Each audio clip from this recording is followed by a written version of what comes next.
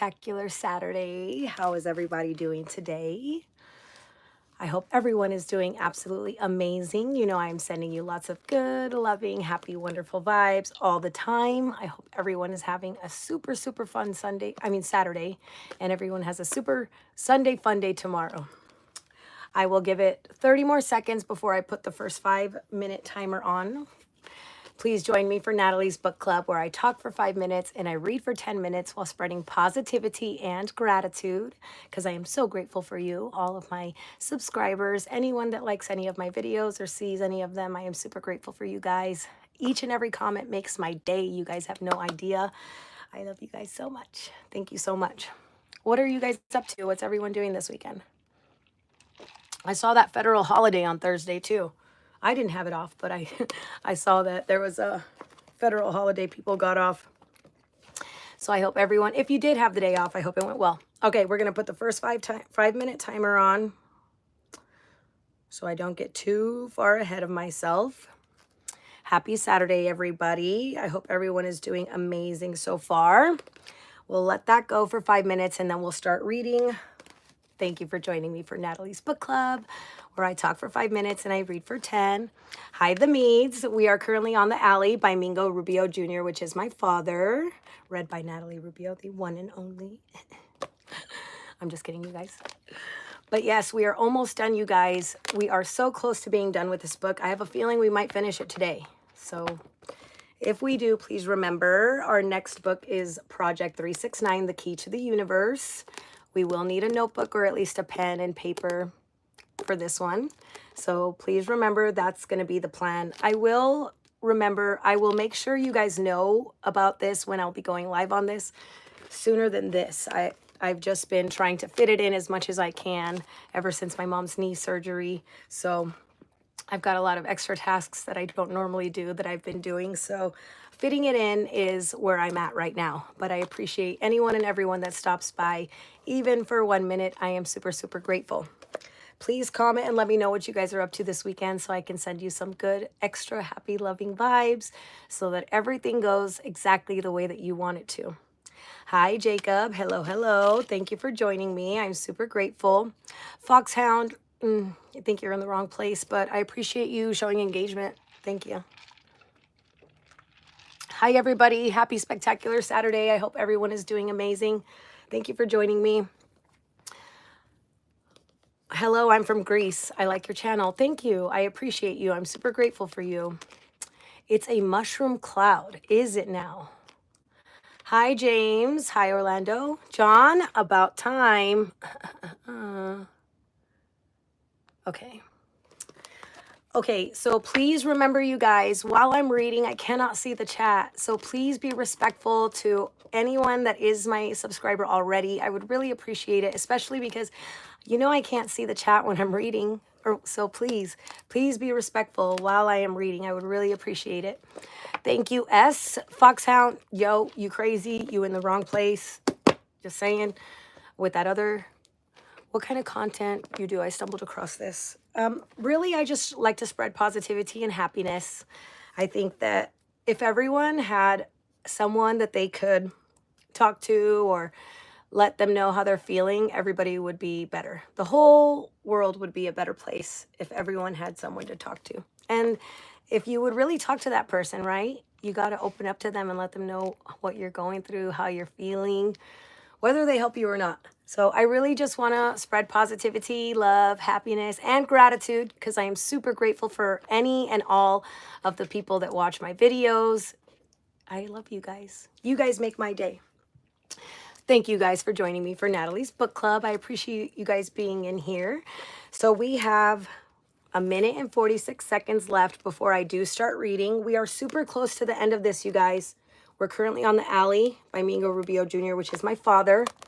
When we're done with this, we are hopping into Project 369, The Key to the Universe. Please remember, we will need either a piece of paper and a notebook. A piece of paper or a notebook and a pen or pencil. We'll be writing some things together. I would love to do this with you guys. I feel like it's going to benefit all of us. Remember, the more we focus on the good, the better the good gets. And as usual, if you can't watch my whole live, please check out the last 5 minutes. If you got to go and do stuff, I totally get it. Come back and at least watch the last 5 minutes. That's where my shout outs are, you guys. And I appreciate a lot of people. My shout outs list is really long this week. So come back for the last 5 minutes. I would really appreciate it. I hope everyone is having a great Saturday so far. No matter what you're doing or what you're up to, I hope it's going wonderfully for you. Hello, Jacob. Let's see. Hi, Hussein, James. Thank you. Beautiful eyes. You can't see my body that much, but here it is. Thank you guys for being here. I am super, super grateful. Thank you for the likes. I don't have Instagram or anything like that. I don't have Snapchat and stuff like that. I'm really low key. I really don't like to. I feel like sometimes they just post stuff to make you feel worse about yourself, right? If you're not perfect, if your body's not perfect, if you're not a millionaire, it's like you're achieving to be something that you're not. And I rather not fill my head with that crap. Just do my own thing. That's just the truth. That's just the reality of it. All right, you guys, 5 minutes are done. We are getting into 10 minutes of reading. Please be respectful in the chat. You know I can't see it. 10 minutes. Let's get into it. He had something before we started our descent. A coward dies. Oh, I'm sorry. He said something before we started our descent. A coward dies many deaths. The brave only one. It was a little weird, but we all knew what he meant. Every father, brother, uncle, and me, a father's son. We went down into the tunnel in groups of 3 after all of the equipment was double-checked. More guys than that would make it hard to breathe, and besides, it would kind of create a bottleneck. If for whatever reason we'd have to get out fast, we could find ourselves trapped inside the tunnel. And with the creatures coming, I'd hate to be last, and if it comes to that, I'd find another place to go. I went down first, of course, to see if it was clear, and then I hurried back for the first group of guys. As they jumped in, I said, "Watch out for your spears. If you guys aren't careful, you might take out an eye." Finally, we were all in the chamber, all 12 of us, as Mr. Kim gathered us together just once more. He said, "Now remember what we had discussed." Then he told me to take 2 guys to the other door. They would stand guard there watching the outside as they stayed inside the opening to avoid detection. If they were discovered, it would spoil our surprise. We'd be left out in the open with little protection. They were to warn us if the creatures were getting near. Then they are to run to a designated hiding spot. Once a creature came inside and was in the clear, then at that time, Ralphie would carefully take his shot. And as soon as the creature went down and was out, it would quickly and carefully be shackled and chained. And then Mr. Kim would place a muzzle over its mouth. Ralphie would then draw its venom after it was restrained. After Ralphie had done everything that he had to do, then he sedated the creatures Then the sedated creatures would be carried outside. And there we would wait for the eclipse of the moon. Then and only then could the creatures be exorcised.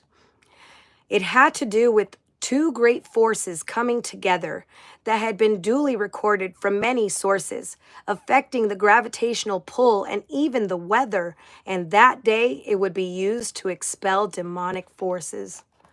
So what did it have to do with exorcising demons? I didn't know, but Mr. Kim did, I had no doubt. All I knew was that there might be a lot of screaming. I guess that was normal when you cast demons out. And after all that, the creatures must be destroyed to ensure that the nightmare wouldn't happen again.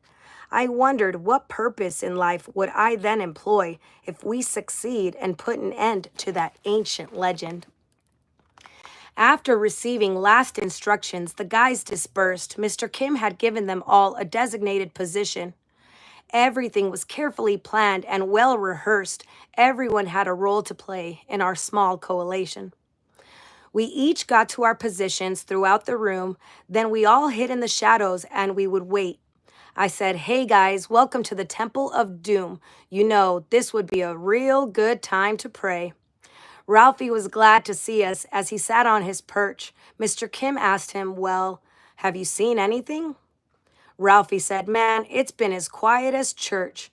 Mr. Kim said, "Be ready, Ralphie. They'll be coming." All of the guys were in position and ready for battle, each holding a silver-tipped spear in their hands, a weapon that Mr. Kim had added to his arsenal, a tactic that he learned from an old medicine man. We were all waiting around, and I said, "This is boring." Mr. Kim said, "Well, there's nothing else we can do." Then I said, "Yes, there is. You can finish your story. I'd like to know what happened." Mr. H said, "Me too." I said, "Besides, the guys at the door will warn us. They'll holler if they see anything moving outside." Then Mr. Kim said, "Okay, guys," without raising a fuss. I said, "Besides, it'll be a good way to pass the time." He said, "All right, now where exactly did I leave off?" But before he got started, Ralphie suddenly spoke. He said, "Hey guys, turn it down. I can hear you talk. Remember, everything you say is loudly echoed." So we all went into whisper mode and continued. I said, "I think you left off when your wife had turned. And you and Ralphie weren't too sure on what to do." He said, "There was so much that I had not learned. I wish I knew back then all that I know right now. It's true what they say, experience is the teacher. Maybe things would have been different somehow. I could have prevented her from becoming a creature." Ralphie and I tried everything. We did what we could, but we didn't know how to stop the metamorphosis. Even a total blood transfusion didn't do any good. There was nothing in science that could explain it. We didn't want to involve anyone from the outside. Besides, people wouldn't have accepted it anyway. They'd probably have had the creature euthanized, and all of our research would have gone to waste. Honestly, I don't think our society is ready for it yet. They wouldn't care about the origin of the creature. They'd hide the truth about it and keep it a secret. They would probably dismiss it as a freak of nature. We took the creature out to an abandoned ranch. It actually belonged to one of Ralphie's relatives. That was when we noticed that something else began, and we thought it was because of the sedatives. The ranch was secluded and far away from town. We modified the horse corral and made a cage, and the outdoor air had an effect on it somehow because it was now exhibiting violent fits of rage. We worked day and night. There was no relenting, and after a month, the creature seemed distressed. We did a few more tests and some experimenting. Results showed the creature was now possessed. It seemed to be under a spell, some sort of trance, taken over by an entity from the spiritual realm. We were dealing with a new set of circumstances. We didn't know what to do. We were all overwhelmed. I had no answer. The creature, my wife, was dying. I even studied notes from the old medicine man, and the knowledge he acquired took a lifetime, but he had reached a point he couldn't advance. I've studied them over and over, looking for clues. I've used some of his ideas on a few occasions.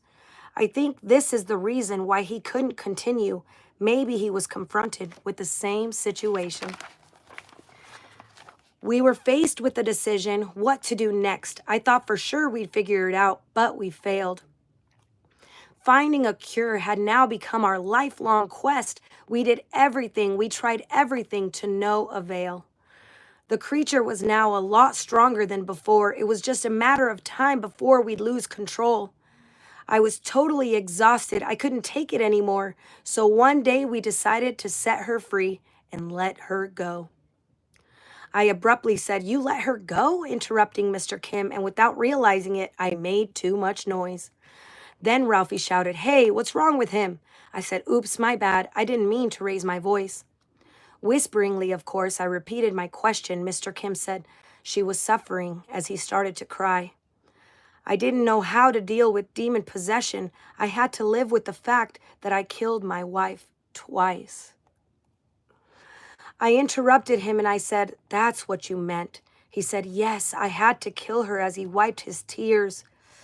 I hung my head as I sat there. I had no comment. He said, "I still miss her a lot after all these years." I asked him, "So how'd you do it? Did you use your gun?" He said, "Yes, the gun she gave me, my Colt 45. I asked him, "How many bullets?" He said, "Just one. I took aim and shot her right between the eyes." After about an hour of waiting, we got some news from one of the two guys guarding the entrance. He excitedly shouted, "I see something huge, and it's heading this way from off in the distance." For a second or two, I thought my heart stopped as everyone suddenly vanished into the shadows. It got so quiet that you could have heard a pin drop. Then Mr. Kim said, "Get ready, Ralphie. Here we go." I thought, how would we do when it really counted? And in a weird kind of way, I was actually excited. As the creature approached, the tension mounted. Strangely, I was looking forward to being reunited. Suddenly, it was at the opening, just out of our view. All I could see was a huge shadow over the door. It stood at the grate, hesitating to come on through. One guy ran screaming when it suddenly roared. The creature ran inside to see what was going on. I heard a shot as the creature moved into the open. But when it didn't drop, I said, "Something's wrong." Mr. Kim said, "Oh no, what the hell just happened?" I couldn't believe what I heard next. Shit, I missed. As Ralphie reloaded, the creature ran into the pit. And before too long, it would see its uninvited guests. Just then, Mr. Kim shouts out, "Hurry, Ralphie, shoot it." Then the creature turned to look at me and Mr. Kim. Mr. Kim said, "Don't move, kid. Remain absolutely still." As he clapped his hands to draw the attention to him, I stood there as the creature moved in for the kill. Oh my gosh. Could you guys imagine? Oh my gosh, oh my gosh. Okay, so let's go back 5 minutes. 5 minutes. Thank you guys for joining me for Natalie's Book Club, where I talk for 5 minutes and I read for 10 minutes. We are currently on my dad's book, The Alley by Mingo Rubio Jr., read by the one and only Natalie Rubio. How is everybody doing today? Hi, Mr. Humble himself. How are you doing? Hi, Big Kyle. Hi, JB. Oh, thank you for joining us over here, JB. I'm surprised you're over here, but I appreciate you. Let's handle that real quick. Hello, everybody. Thank you guys for the likes. Thank you guys for being here. I am doing good. I'm glad to see you here. Hi, Ice. I'm not your mom, but I am a mom. I hope all is well with you. You wear too much makeup. Okay, thank you for telling me that. I am so grateful. I appreciate it. Because I'm not your mother. I know where my daughter is. Thank you. Why do you look like you're in a hostage video? A hostage video? Man. You guys, some of these trolls are crazy because I feel like the later I go live, the worse they are. I swear. When I go live earlier, there's activity, but it's not this crazy. But the later I go live, the more crazy it gets. For now, I do want to say thank you to anyone and everyone that has stopped in. Even if you stop in for a minute, I'm really, really grateful. I hope everyone is having a super, spectacular Saturday today. I am always sending you good vibes, happiness, love, respect, kindness. I want everyone to have the best days they possibly can. Hi, Luis. I wash my face. I don't do any crazy skincare routines, but I don't do my makeup every day. I do it maybe twice a week, just because you want to let your face breathe, right? Tim and JB, John, thank you guys for holding it down. Love from the UK. Shout out to the UK. Thank you for stopping in. I really appreciate it. Thank you guys for the likes and thank you guys for being here. I am super grateful. I hope everyone is doing amazing. I really, really do. I am really grateful to see you guys here, especially in the chat. I appreciate it. Hello, Louise. Thank you. Thank you for the hearts. I am super grateful. We are almost done with this book, you guys. We might finish it today, for real. We're this close. Our next book up is Project 369. I'm really excited to read this one with you guys. I'm really excited to do it with you guys. As I said before, I've already read it, but I would like to read it with you guys. Part of my channel, or the point of it, is just to spread positivity, gratitude, happiness, love, respect, and kindness. And I want to share my journey with you guys. So please be ready. I will be doing more updates and letting you guys know a little bit faster, or not faster, but I'll give you guys more time, more awareness on when I'll be going live, faster than an hour. So you guys know when we'll be going live for this. I don't think I'll be doing episodes like I do this book, only because this is my dad's book, but we'll see, because I like the book. So maybe I will do some episodes for you guys. Plus, not everyone can catch me live, so maybe they like it that way. Even if you just want to fall asleep to the sound of my voice. I appreciate you guys so much. What is everybody up to? What do I do? What do I like to do, or what do I do? I'll tell you a few things. What I like to do is listen to music. I love to ground. I love doing my affirmations. I love praying to God. I love my family. I love to do things for other people, especially if they're in need or they need help. I love to help people. I love to read. Obviously, I read a lot. I just ordered another book today, so I'm excited for that to get here. But I work from home for this guy in California who does live honeybee removal. I've been doing it for quite a while, and I'm super grateful for them. They are a really good company, and they're really good to me. So I appreciate them. I appreciate having a job at all, right? You got to make money. And I appreciate being able to give my daughter the life that she deserves. That's the biggest thing, because everyone needs to make money, right? No one's out there handing me money, or I'd be out there like, can I get some? Everyone wants to get paid a bunch for little work. That would be the dream, right? But when I win the lottery, you guys, I'm going to let you know, and we're all going to be dancing. We're all going to be hitting it like this. I won the lottery. I won the lottery. I won the lottery. It's coming. Hello, hello, hello, everybody. Thank you guys so much for joining me for Natalie's Book Club, where I talk for 5 minutes and I read for 10 minutes while spreading positivity and gratitude. My daughter is 16. She's about to turn 17 soon in November. Let's get into it. Our next 10 minutes of reading. Please be respectful in the chat, you guys. I cannot see it while I'm reading, so please, please, please, just be respectful. I'll be back in 10 minutes. Let's do it. Then the creature turned to look at me and Mr. Kim. Mr. Kim said, "Don't move, kid. Remain absolutely still." As he clapped his hands to draw the attention to him, I stood there as the creature moved in for the kill. The creature howled. Suddenly, I hear another shot. The creature staggered and then fell, as I recall. Mr. Kim closed his eyes and said, "My dear God," as the gunshot echoed around the chamber walls. In a cloud of dust, the creature landed at his feet as Mr. Kim just stood there, didn't move a bit. Then he opened his eyes and turned to look at me. He said, "I'm getting too old for this kind of shit."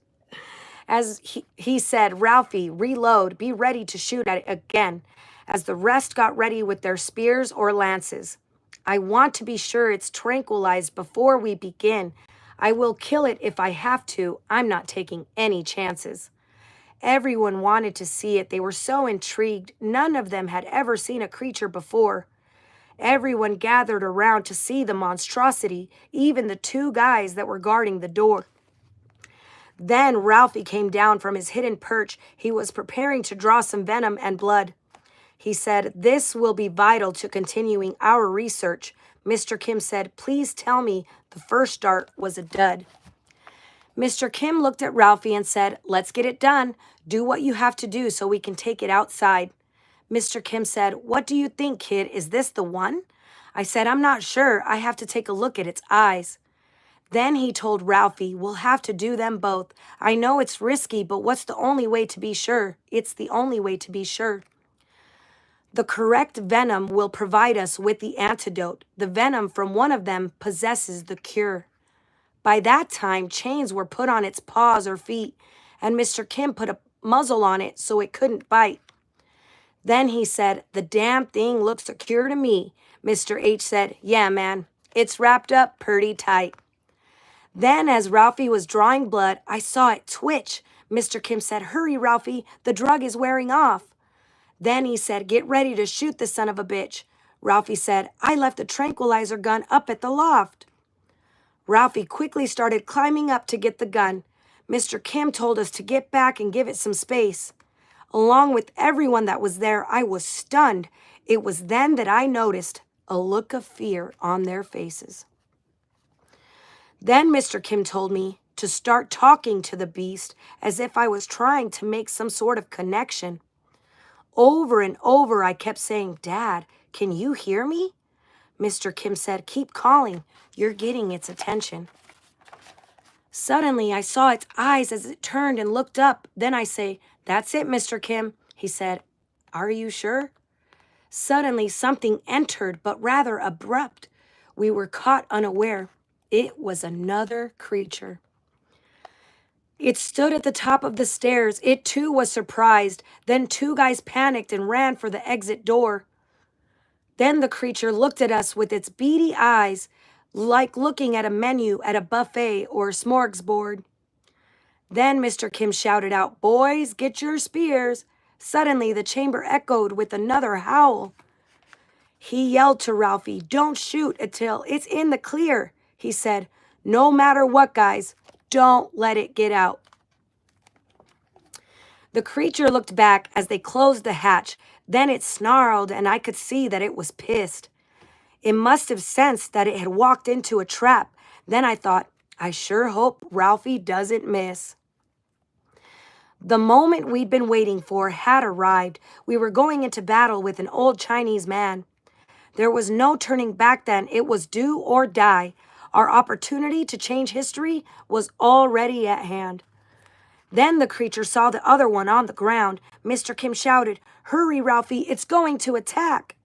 Then Ralphie shot it and the creature fell down, all the while trying to get the dart out of its back. Mr. Kim said, "Now shoot the other creature again." Then Ralphie fired another trank dart into its chest. Mr. Kim said, "Those darts do a number on them," and it didn't take long for the darts to take effect. We quickly put chains on the second one as well. Then we gathered together to carry them outside. One of the guys said, "Imagine the story we can tell."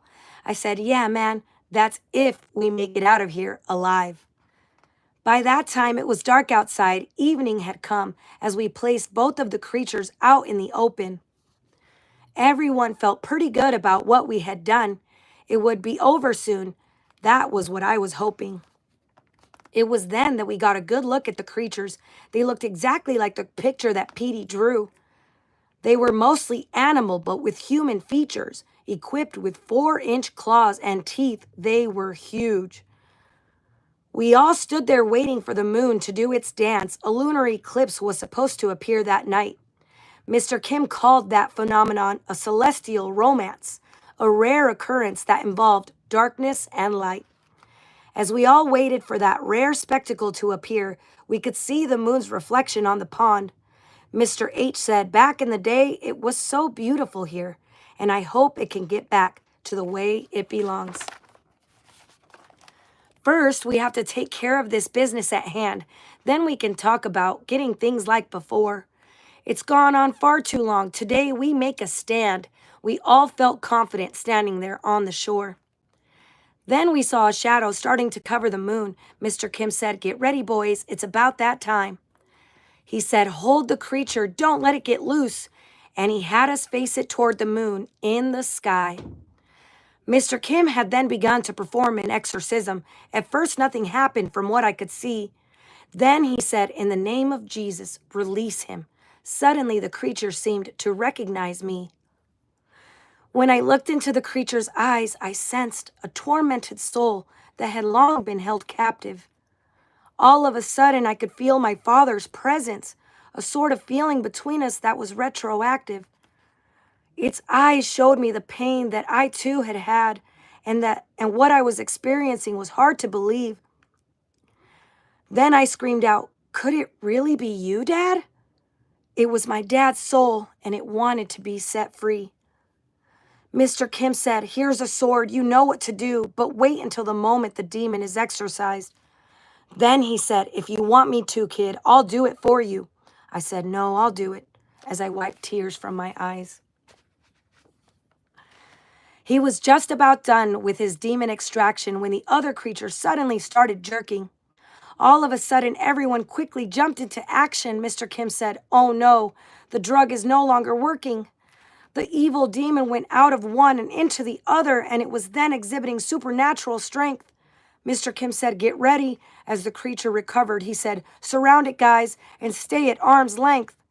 Some guys held it down as it started to go insane, as the others started stabbing it with their swords. But it was so strong, it started breaking the chains, and it even got angrier every time it was gored. Suddenly, it broke free, and it was then on the loose, and then it started thrashing at everyone in sight. It hit a guy so hard it knocked him out of his shoes. The battle was on, and we could not lose this fight. Ralphie went to reload his gun with a different dart. Then he said, "With this dart, there will be no doubt." But the creature got to him before he could start, and it tossed him into the air and knocked him out. As the creature made its way to where he landed, Mr. Kim quickly started to run in Ralphie's direction. Mr. H said, "Wait, you can't take it on single-handed." Mr. Kim said, "Get Ralphie while I draw its attention." Mr. Kim turned to me and said, "Here we go again." He pulled out his gun as the creature turned to him.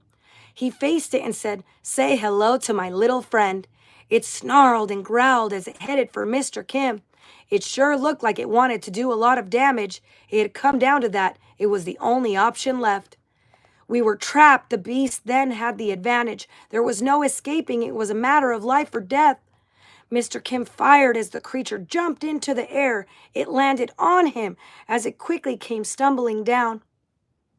I thought Mr. Kim was killed right then and there. Then it got up as Mr. Kim lay there on the ground.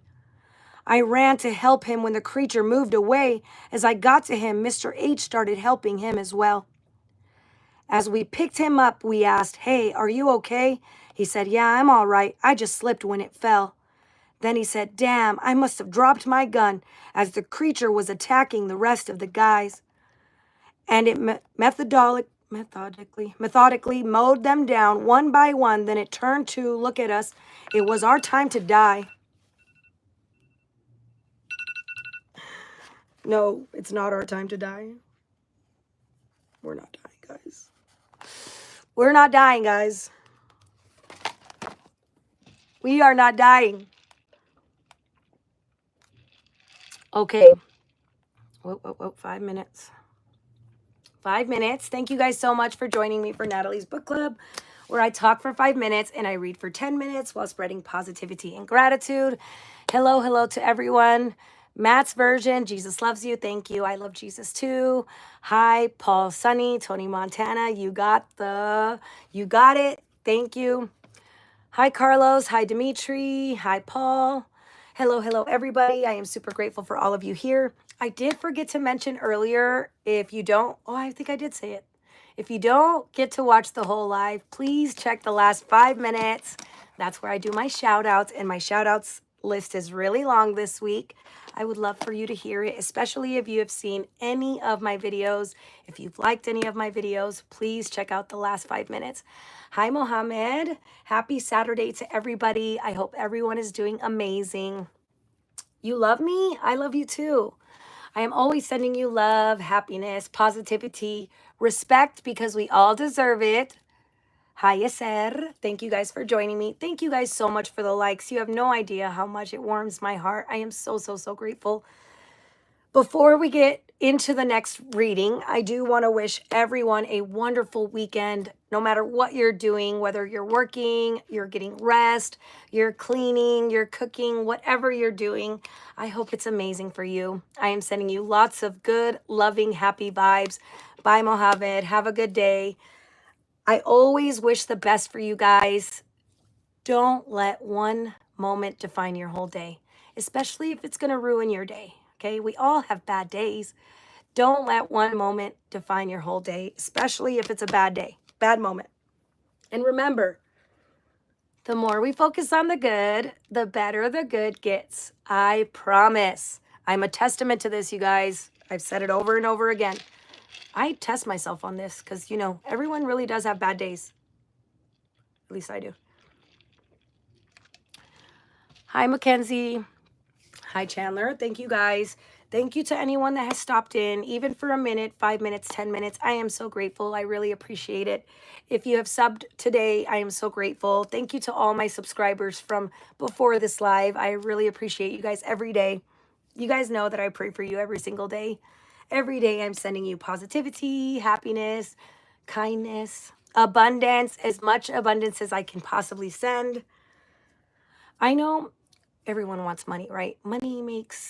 Everyone wants money because you'll be able to get the things that you can't get when you don't have money. But then sometimes I also feel like money can be the root of all evil, unfortunately.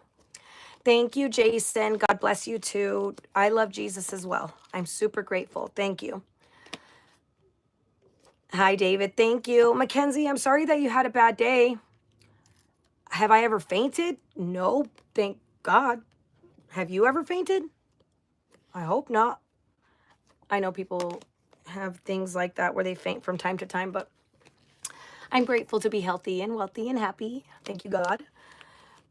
Free Diddy, you guys, we did this last time. If you're talking or texting about Diddy, you are in the wrong place. But I thank you for commenting to show engagement on my channel. I appreciate it. Thank you, guys.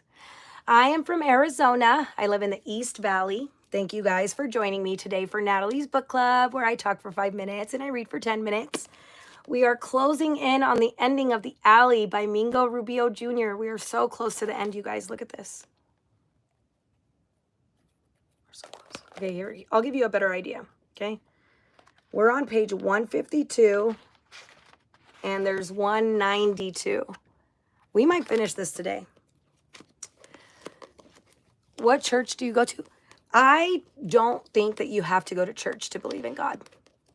I think that if you have a Bible, you read it and you pray to God and you speak to him and you allow him to guide you.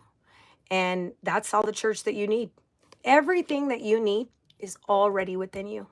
You just need to learn how to work it. Hello, hello, hello, everybody. No, I didn't ignore you. I asked you, have you ever fainted? Because no, I never fainted. So no, I didn't ignore you. Check out Meditations, Marcus. I will. Hold on, let me write that down. Hi, Jory's Game Bites. Much love and blessings. Thank you, thank you, thank you. I appreciate that. Okay, hold on. Let me check out Meditations. Hold on. Marcus. Aurelius. Thank you so much, Made Mentors. I appreciate that. I will look that up. I am not engaged. Hi, Jason. Thank you. I appreciate the compliment. I appreciate it. I appreciate it. Thank you guys for joining Natalie's Book Club, where I talk for 5 minutes and I read for 10 minutes while spreading positivity and gratitude. Our 5 minutes of talking are done. We are getting into the next 10 minutes of reading The Alley by Mingo Rubio Jr. Please remember, you guys, please be respectful in the chat while I'm reading. You know I can't read the chat. I would really appreciate it. I love my subscribers, and if they're here, I would really appreciate if you guys respected them with the same respect that I do. All right, let's get into it, you guys. As we picked him up, we asked, "Hey, are you okay?" He said, "Yeah, I'm all right. I just slipped when it fell." Then he said, "Damn, I must have dropped my gun as the creature was attacking the rest of the guys. And it methodically mowed them down one by one. Then it turned to look at us. It was our time to die. Mr. Kim pushed me out of the way as it got nearer. Suddenly, the creature grabbed him as I fell down. Mr. Kim yelled out, 'Go, kid, get yourself out of here.' So I quickly tried to get up from the dusty ground. When it grabbed him, I thought surely he was dead. I couldn't move for a second. I was just so scared. Then one of the guys started hitting it on the head. As it turned around, it flung Mr. Kim up into the air. When his body hit the ground, it made a loud thud. When I got to him, he said, 'Get out of here. Go hide.' I knew he was hurt bad. He was coughing up blood. He said, 'Leave me here, kid. I'm busted up inside.' All of a sudden, the creature grabbed me by my feet. I was so scared I started screaming rather loud. For a second or two, I thought I was dead meat. Just then, the other creature came to and howled. Then it attacked the other one so I could get away. Mr. Kim said, "Look, it seemed like it's protecting you." What we were witnessing, we were totally amazed. As they fought, we were captivated. We didn't move. We were watching a fight between evil and good, a symbolic battle that had gone on for centuries. And for the most part, it has been misunderstood. We hoped good would prevail and get the victory. The beasts clawed each other. They were a wreck as we carried Mr. Kim away from the two of them. Then one of them bit the other on the neck. All of a sudden, the ferocious fight came to an end. The one that came to my rescue was all but done as it staggered to its knees. Then it fell face first. I could hardly believe it. The evil creature had won as the other one lay there motionless in the dirt. The evil creature peered up from a cloud of dust. I knew that it would continue where it had left off. It was too powerful. It would make quick work of us, and all we had were spears, but that wasn't enough. Suddenly it paused and stared up at the moon. It was totally captivated as it went into a trance. I could see it bleeding a lot because of its wounds, but without a gun, I knew we didn't stand a chance. It kind of stumbled as it was looking up at the sky. It seemed to grow weaker from what I could see.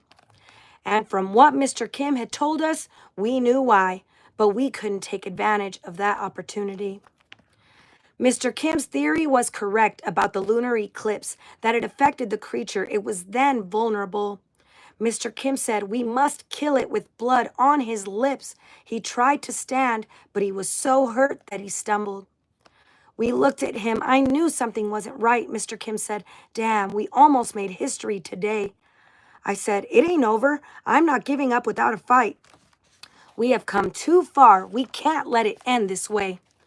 As the creature struggled to focus in the darkness, I was going to use a trick that I had used before. Mr. Kim said, "You've got a minute, more or less." I told Mr. H, "Pick up Mr. Kim and head for the door." I didn't wait either. I had to quickly move into action. We all knew that this diversion wouldn't last long. I'd use every second of that so-called distraction. I reached into my pocket for matches and a cherry bomb. But to my surprise, I had a bomb, but no matches. They must have come out of my pocket when I fell. Mr. H and Mr. Kim were nearly close to the metal hatch as the creature was almost coming out of its spell. They shouted, "It's moving, get the hell out of there." Suddenly the creature saw them lying in the dirt. Then the creature's vision was no longer impaired. I knew Mr. Kim couldn't run. He was too badly hurt. The creature turned and was then headed their way. I frantically tried to get its attention, but it was no use. It seemed like it didn't want any of us to escape. I felt so helpless, but there was nothing I could do.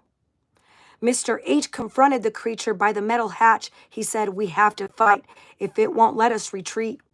Even though Mr. H was a big dude, he was no match. The creature quickly knocked him off of his feet.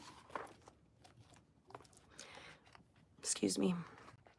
He tried to wrestle it away when it went to grab him, but it was no use. The creature was just too strong. He tried his best, but the outcome looked grim. Mr. H fought hard, but the fight wouldn't last long. It grabbed Mr. H and flung him around like a rag. Mr. H looked exhausted. He was getting a beating. And if that continued, we would need a body bag. Along with his chances, our hopes were depleting. Mr. H was hanging in there, but he had nothing left. We knew the inevitable was just a matter of time. With one mighty slash, Mr. H was hit in the head. Like Ralphie, he too was catapulted and sent flying. Mr. H grimaced with pain as he stood up again. He was bloody all over. He had been badly clawed. He gritted his teeth, ready to face his bitter end. It approached him as if to apply the coup de grace. Mr. H was done. He wouldn't survive another attack. I had to do something before he was fatally bitten. Out of desperation, I ran and jumped on its back. I started stabbing it with my knife I had been given. As I was riding the beast, it threw Mr. H to the side. As I stabbed it, I could hear it screech and moan. Like if I was riding a bull, I hung on to its thick hide. Mr. Kim crawled to Mr. H to where he was thrown.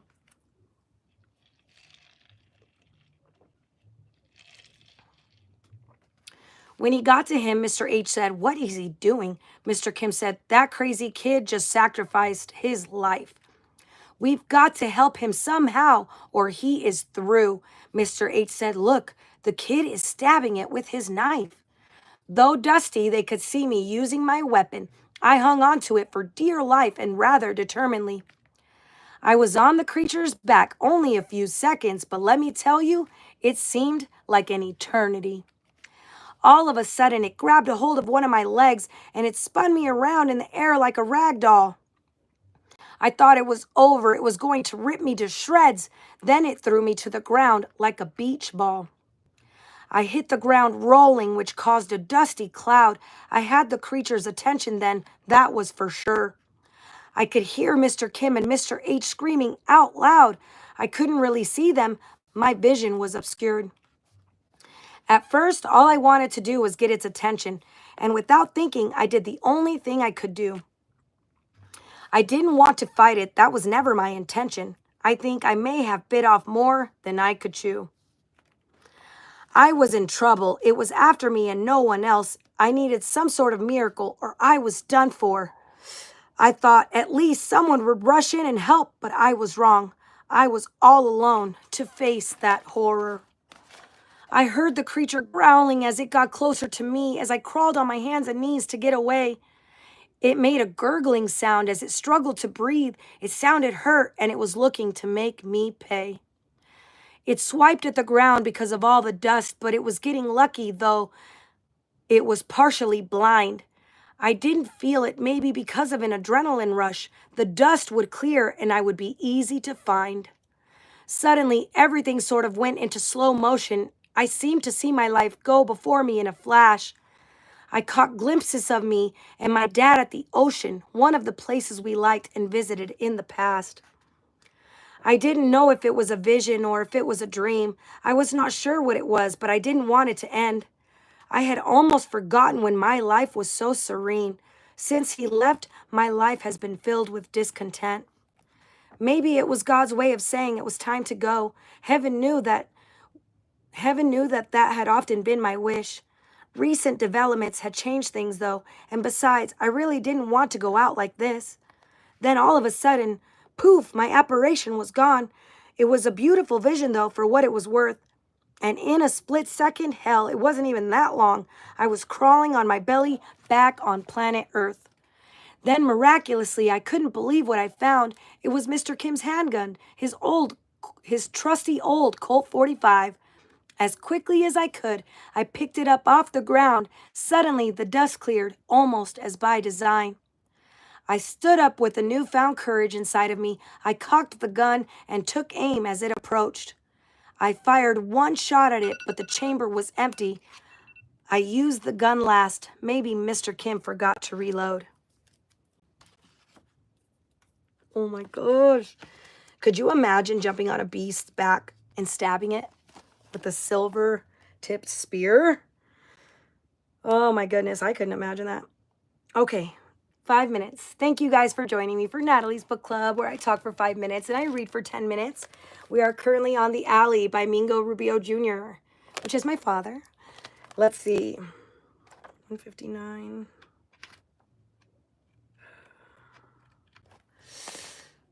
Thank you guys so much for joining me today. What is everybody up to? Hi, Jesse. Stand up and turn around. I'm in my own house. You stand up and turn around. Girl, you look dangerous. No, I ain't dangerous. My dangerous days are over. Thank you guys so much for being here. I'm really grateful. Thank you guys so much for all the likes. You have no idea how much it means to me. I really appreciate anyone that stops in for a minute, 5 minutes, 10 minutes, whatever. You guys know I really appreciate it. I hope everyone is having a wonderful weekend so far. I want to send everyone happy, loving, positive, wonderful, abundant, I already said positive, huh? Loving, fabulous, fantastic, spectacular, all the positive things for a miraculous Monday, a terrific Tuesday, a wonderful Wednesday, a thankful Thursday because I am so thankful for all my subscribers, a fantastic Friday, a spectacular Saturday, and a super Sunday fun day. If you cannot be here for the full live, please check out the last 5 minutes. I would really, really appreciate it. That's when I do my shout outs, and my shout out list is pretty long this week. My ink, this is my arm.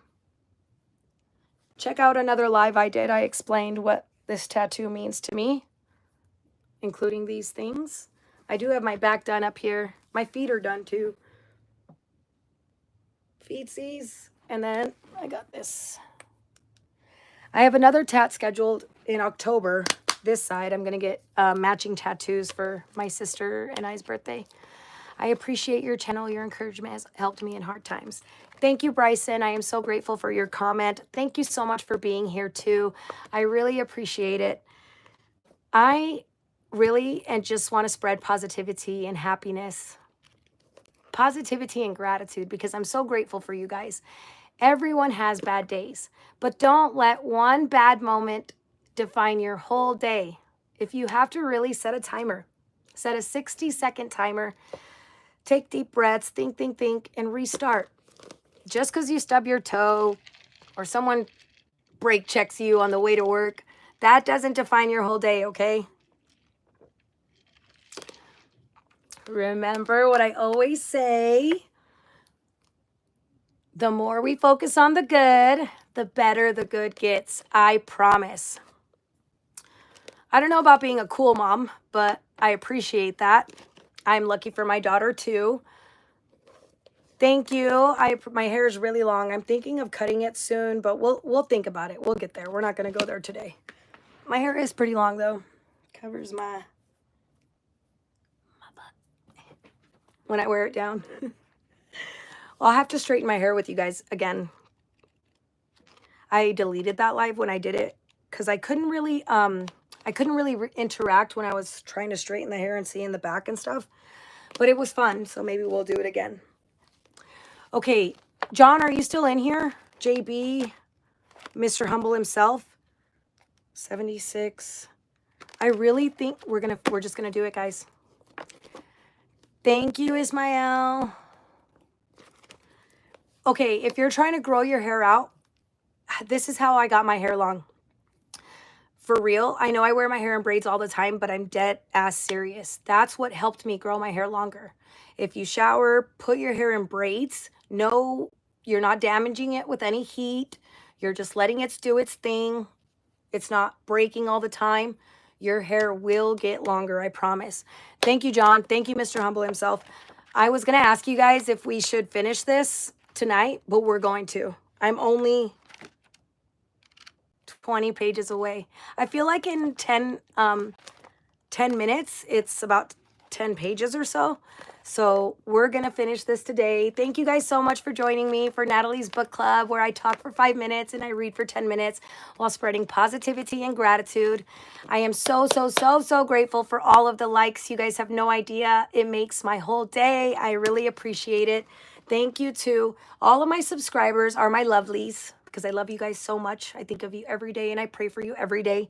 And all of my mods are my lovely leaders. So thank you for being here. Thank you for holding down the fort, especially when I am reading, because you know I can't see the chat. I really appreciate you guys. I appreciate all of my subscribers. Okay, I need a 30-second timeout. So hold on, you guys. I'll be right back. 30 seconds, count it.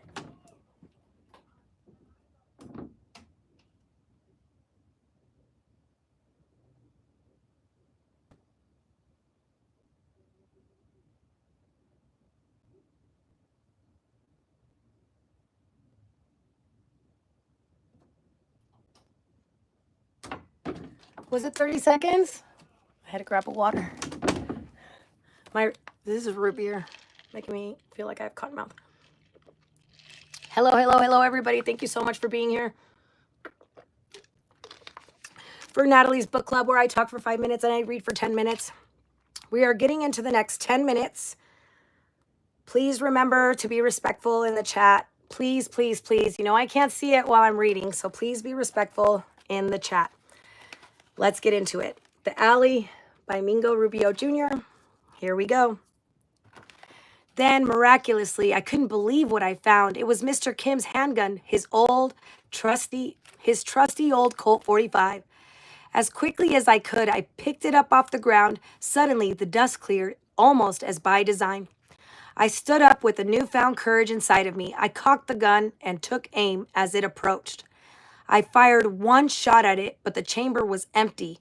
I used the gun last. Maybe Mr. Kim forgot to reload.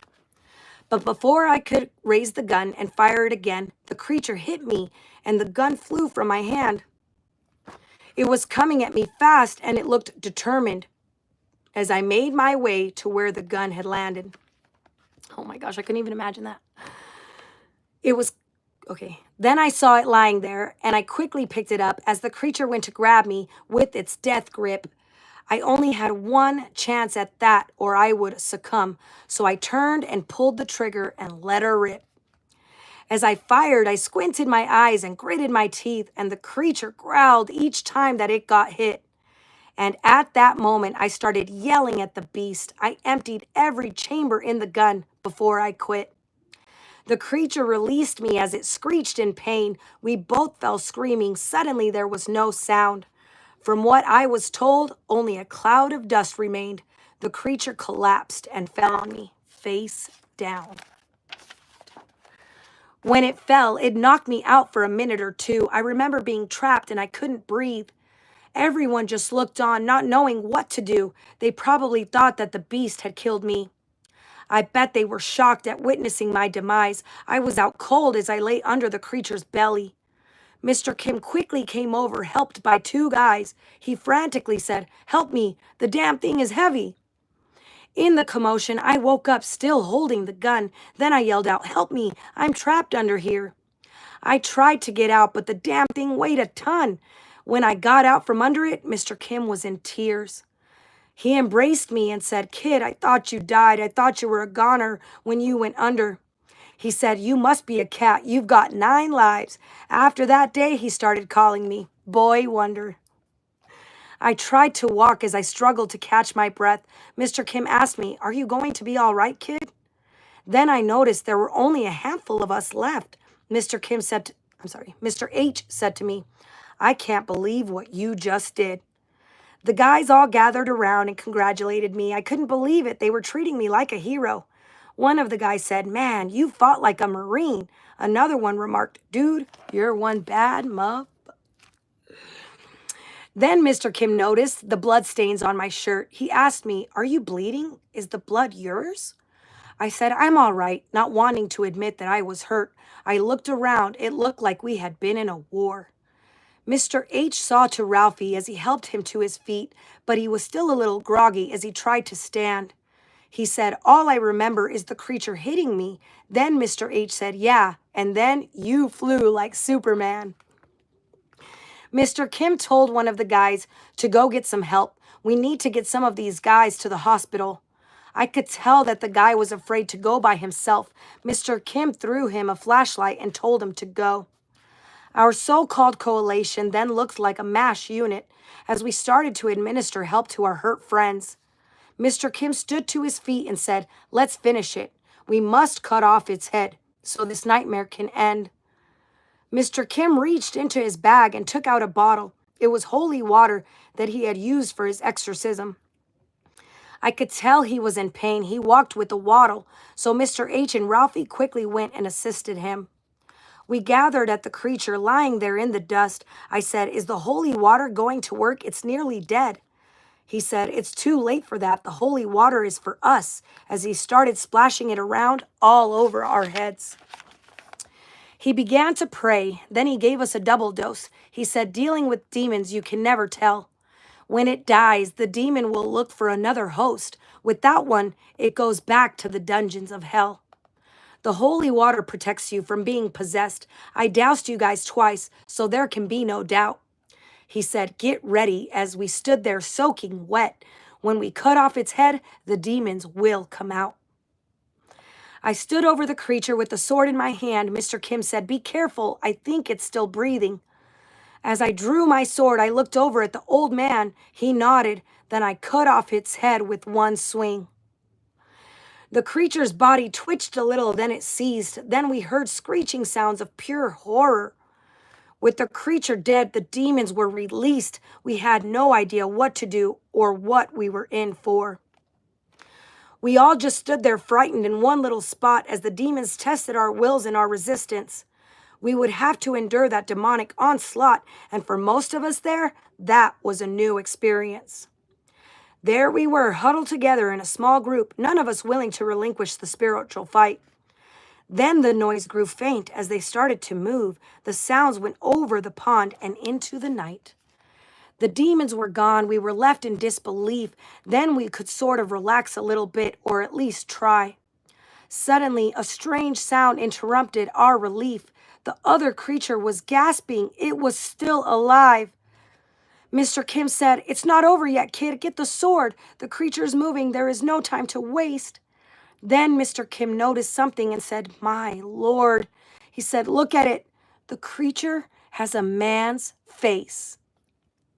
When I saw the creature's face, I fell to my knees, and when I got a little closer, I could see its eyes. I looked at it. I looked at Mr. Kim and said, "Do you see what I see?" He said, "I never doubted you, kid. I am just so surprised." Everyone stood there looking on, utterly amazed. Mr. H said, "I can see it, but I can't believe it's true. We had to be careful and not give away our secret. And there were only 4 of us that actually knew. We had to play it off as if it was a perfect stranger, so the others wouldn't know what they were looking at. We made them think that it was a freak of nature, so our so-called little secret would remain intact." He looked at me. I knew what he was going to say. He quietly told me, "You know what you have to do."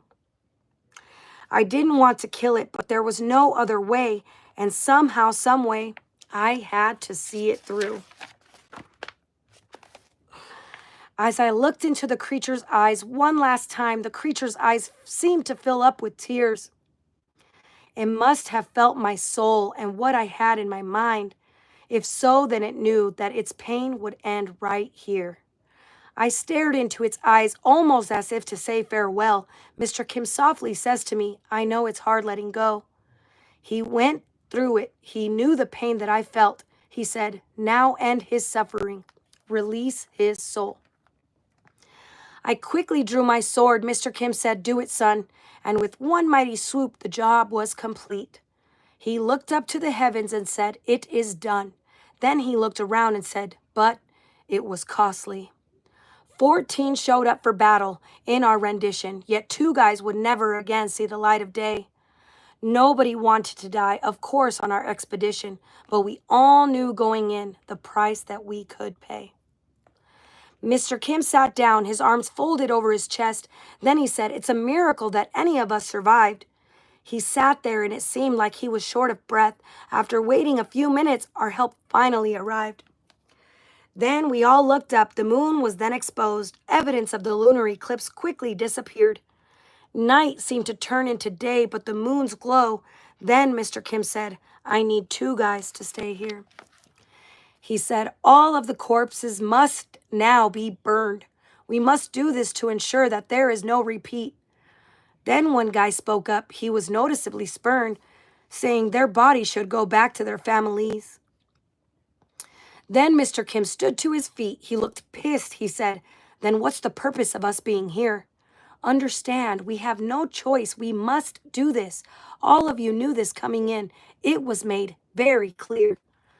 He said, "Now burn it all till only the ashes remain, and it might take you all night long, so stay awake. I sure in the hell don't want to go through this again. Don't let the fire go out. Don't make that mistake." He tried to walk, but he had trouble moving about. He was in a lot of pain, and he looked very tired. Mr. H and Ralphie eventually had to carry him out. We all headed out, but after we made a huge fire. The mood was very somber as we started to leave, I guess mainly due to the death of our 2 guys. Though we prevailed, I felt that we were very lucky. Under the circumstances, more could have definitely died. Perfect timing. Could you guys imagine if the creature turned into your dad and then you had to kill your dad to make sure the creature didn't attack any other people?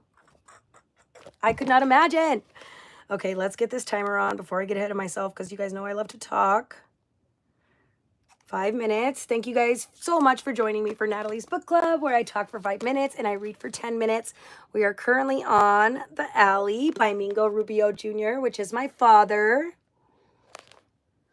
Next up is Project 369, The Key to the Universe. I am so excited to start this with you guys.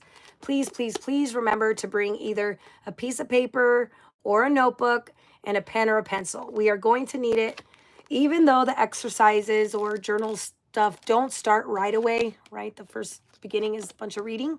We, you and I together, are going to be doing some journaling, some writing things we're grateful for and things to look forward to so that we can all get more positivity, happiness, and more of the things that we want into our life. Thank you so, so much. You believe in God? Yes. Obviously, thank you. Sing for us. I'm not singing, but I'm reading. Thank you. Thank you guys so, so, so much for all of the likes. You have no idea how much I appreciate you guys.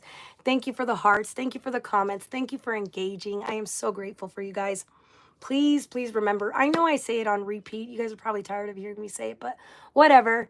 The more we focus on the good, the better the good gets. I promise.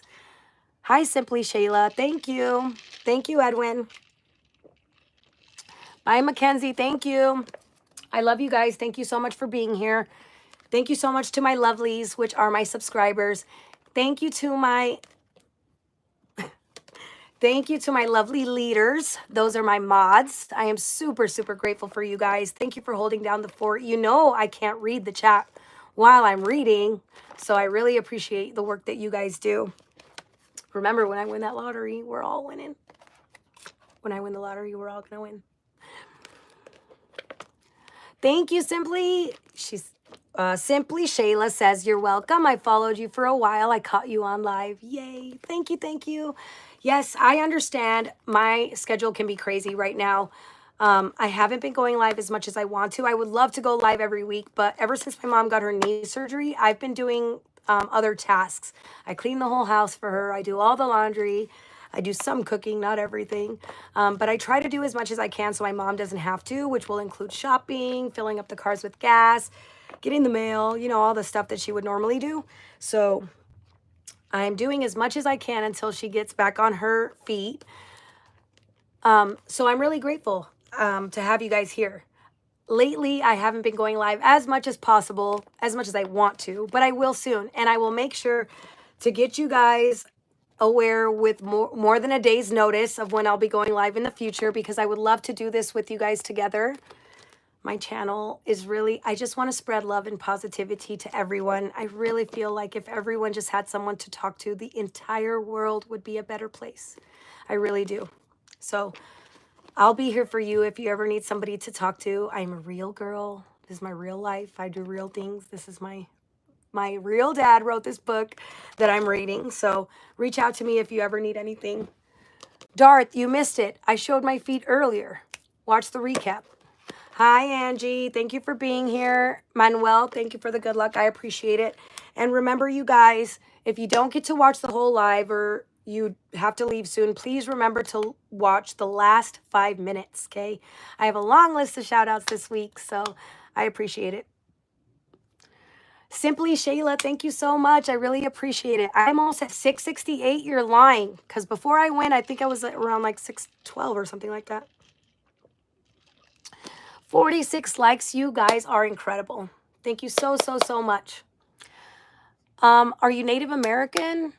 Yes, I am Yaqui. I am Native Mexican American. No way. You guys are amazing. Thank you so much to anyone that subbed today. You guys are incredible. I am sending you lots of loving, happy, wonderful, amazing vibes. Remember, you guys, thank you. Thank you to my new subs, and thank you to anyone that's been here for a minute, 5 minutes, 10 minutes. You guys know my thing. Thank you for the hearts. Thank you for the likes. Thank you for being here.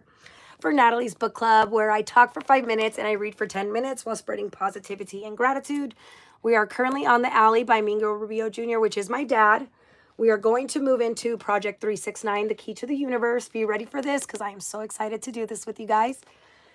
Aside from that, I do want to wish everybody a spectacular Saturday, a super Sunday fun day, a marvelous Monday, a terrific Tuesday, a wonderful Wednesday, a thankful Thursday because I am so thankful for each and every one of my subs, and a fantastic Friday.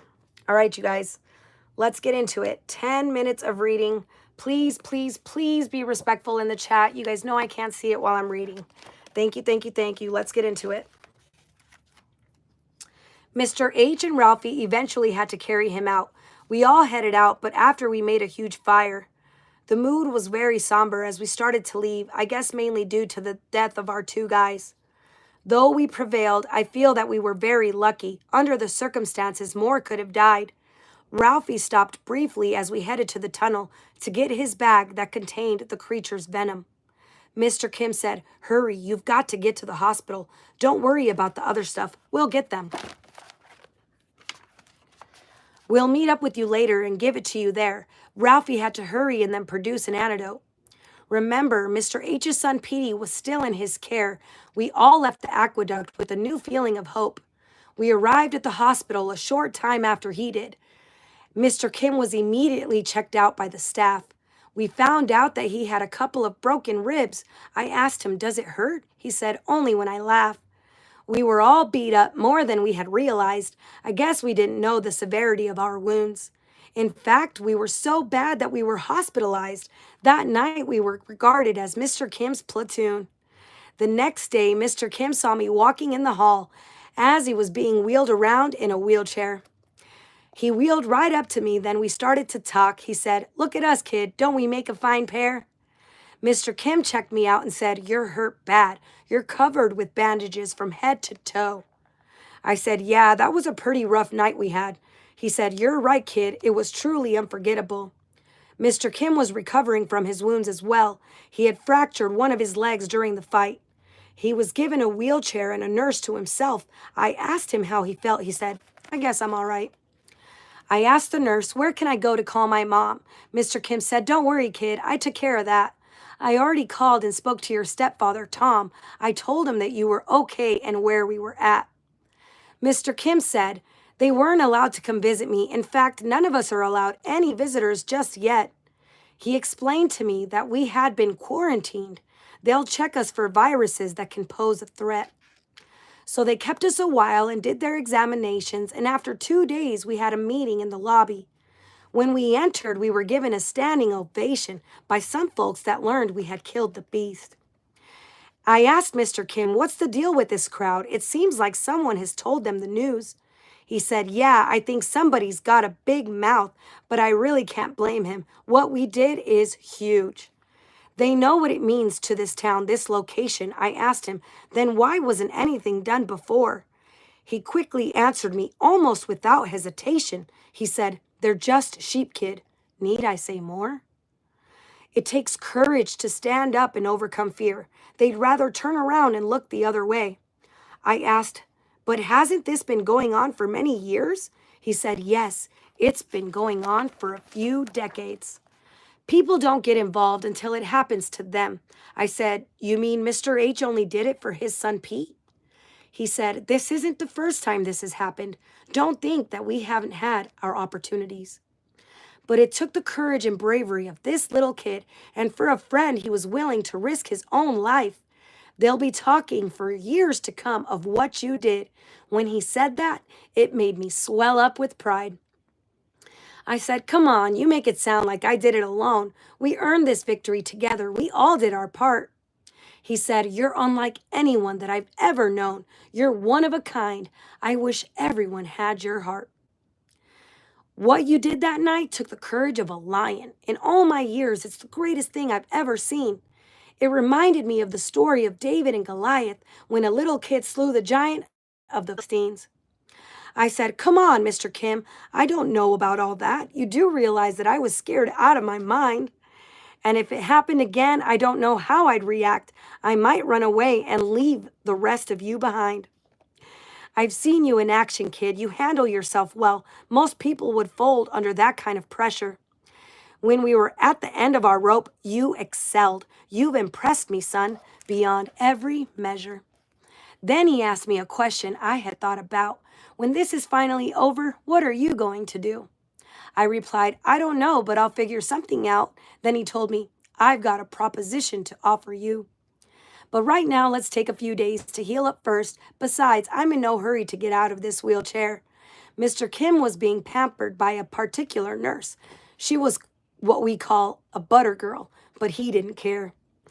It was getting stuffy, so we went outside for a while, and while we were talking, a man walked up to us.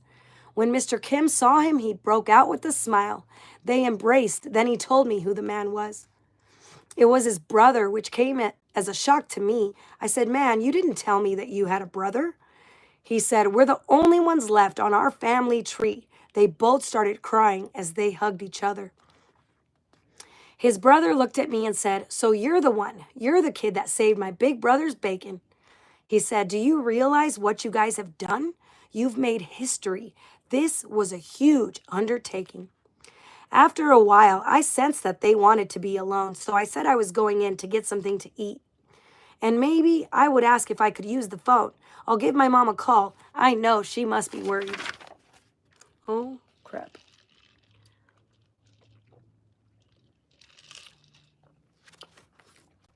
So I left the brothers alone and I went back inside. Besides, I really didn't want to ruin their moment. As soon as I entered the lobby, I was recognized. I was asked about our ordeal if I had a comment. I didn't know how, but these people knew my name. I guess for what happened, what they had heard. What took place had somehow been proclaimed. Then I realized who it was that spread the word. They wanted to know the details of what happened. I said, honestly, I really don't know where to begin.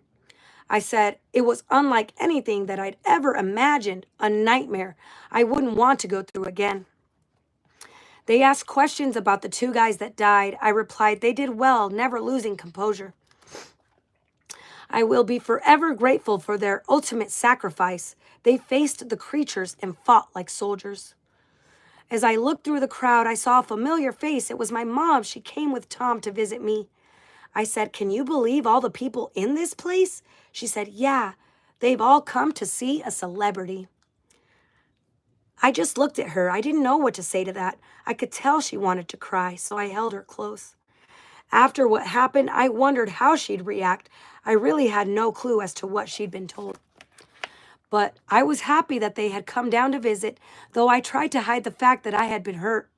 Suddenly, she pulls away and I asked her, what is it? She asked, are those bandages under your shirt?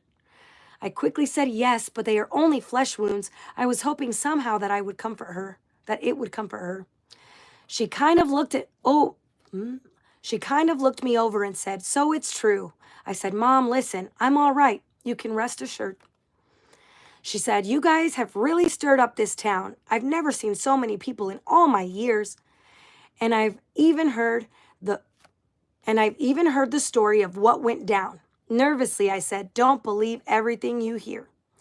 I was hoping that she wasn't told about my secret, the truth about my dad and what happened to him. I knew someday I'd have to tell her, but not just yet. Would she handle it well? The chances were very slim. She didn't need to know as far as I was concerned. I said, what good would it do to tell her the truth now? That wouldn't change anything. My dad would not return. It would just cause more heartache that I would not allow. She started telling me accounts of the historic battle. I even heard that you jumped on the creature's back. I said, it was like riding a bull, but without a saddle. I had to help my friends. My friends were being attacked. I knew then she hadn't been told about my father. I was relieved that she hadn't yet heard that part. If it was hard for me, she would take it a lot harder. She would probably die of guilt and a broken heart. Just then I saw Mr. Kim come back into the lobby. He had some people ushered into a small office. I realized they were the families of the deceased. They all cried as Mr. Kim offered his condolences. My mom and I walked around talking to the crowd. She was surprised when we received an applause. People even congratulated her. She was so proud. Then I thought she realized what a big deal it was. I called Mr. Kim over and I introduced him to my mom. I guess my mom and Mr. Kim had never really met.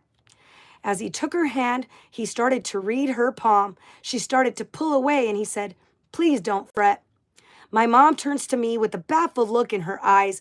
I said, "Just try to relax, Mom. It's not going to hurt a bit." She scaredly asked me, "Who the heck is this old guy?" I said, "Don't worry, Mr. Kim will be done in a minute." As he finally let her go, he said, "That explained a lot." My mom inquisitively asked him, "What do you mean?"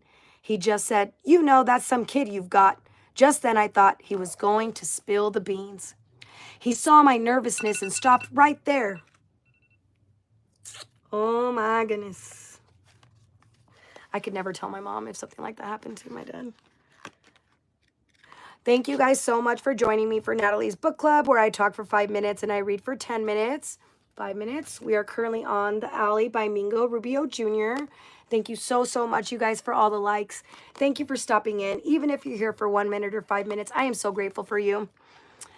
Hi, Shak or Shake. How do you say that? I'm from Arizona in the East Valley. If you're a sub of mine, you know where I'm from. But if not, I'm from the East Valley in Arizona. How is everybody doing? Thank you so much for hanging in there with me, you guys. We are so close to being done. I'm just going to wrap it. I'm going to finish it today. I think we have one more 10 minutes and then 5 more minutes, and then I'll get into my shout outs. So if you can't watch the rest, please come back for the recap. Please watch the last 5 minutes at least so you can hear my shout outs. Hi, Douglas. I'm doing good. How are you doing? Thank you for asking. I hope everyone is doing incredibly. I am always praying for you guys, sending you guys good love, happiness, respect, because we all deserve it. Hello from India. Hi, India. Shout out to India. Thank you for watching. Leela, you're turning 100 tomorrow? Hot damn. Congratulations to you. I'm really sorry that your husband died yesterday.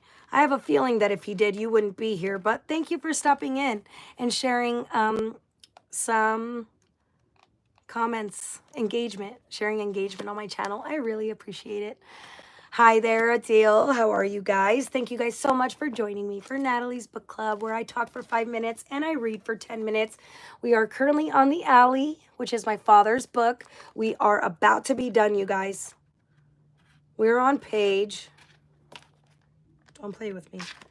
Okay, we're on page 173 and there's 192. After we're done with my father's book, our next live, we're going to start Project 369, The Key to the Universe. I am so, so, so excited to read this book with you guys. Please remember to bring a notebook and paper or pen and pencil with you to start this book. Although the journaling doesn't start right away, I would like to start journaling with you. We can do it together. Aside from that, I would like to thank anyone and everyone that stopped in on my live today. Thank you for all of the likes. Thank you for the hearts. I am super grateful. Thank you for my lovelies, which are my subscribers. And thank you to my lovely leaders, which are my mods. Thank you for holding it down, especially when I am reading. You guys are the best. I really appreciate it. I obviously want more people to come in and be engaged in my live and reading with us and talking with us, but I also want them to respect my subscribers because I care about you guys. I love you guys. I pray for you every day. I don't want someone else to come in and ruin it. Please don't come in and ruin it. I hope everyone is having a spectacular Saturday so far. I am sending you good, happy, loving, positive, abundant, wonderful vibes for a super Sunday fun day tomorrow.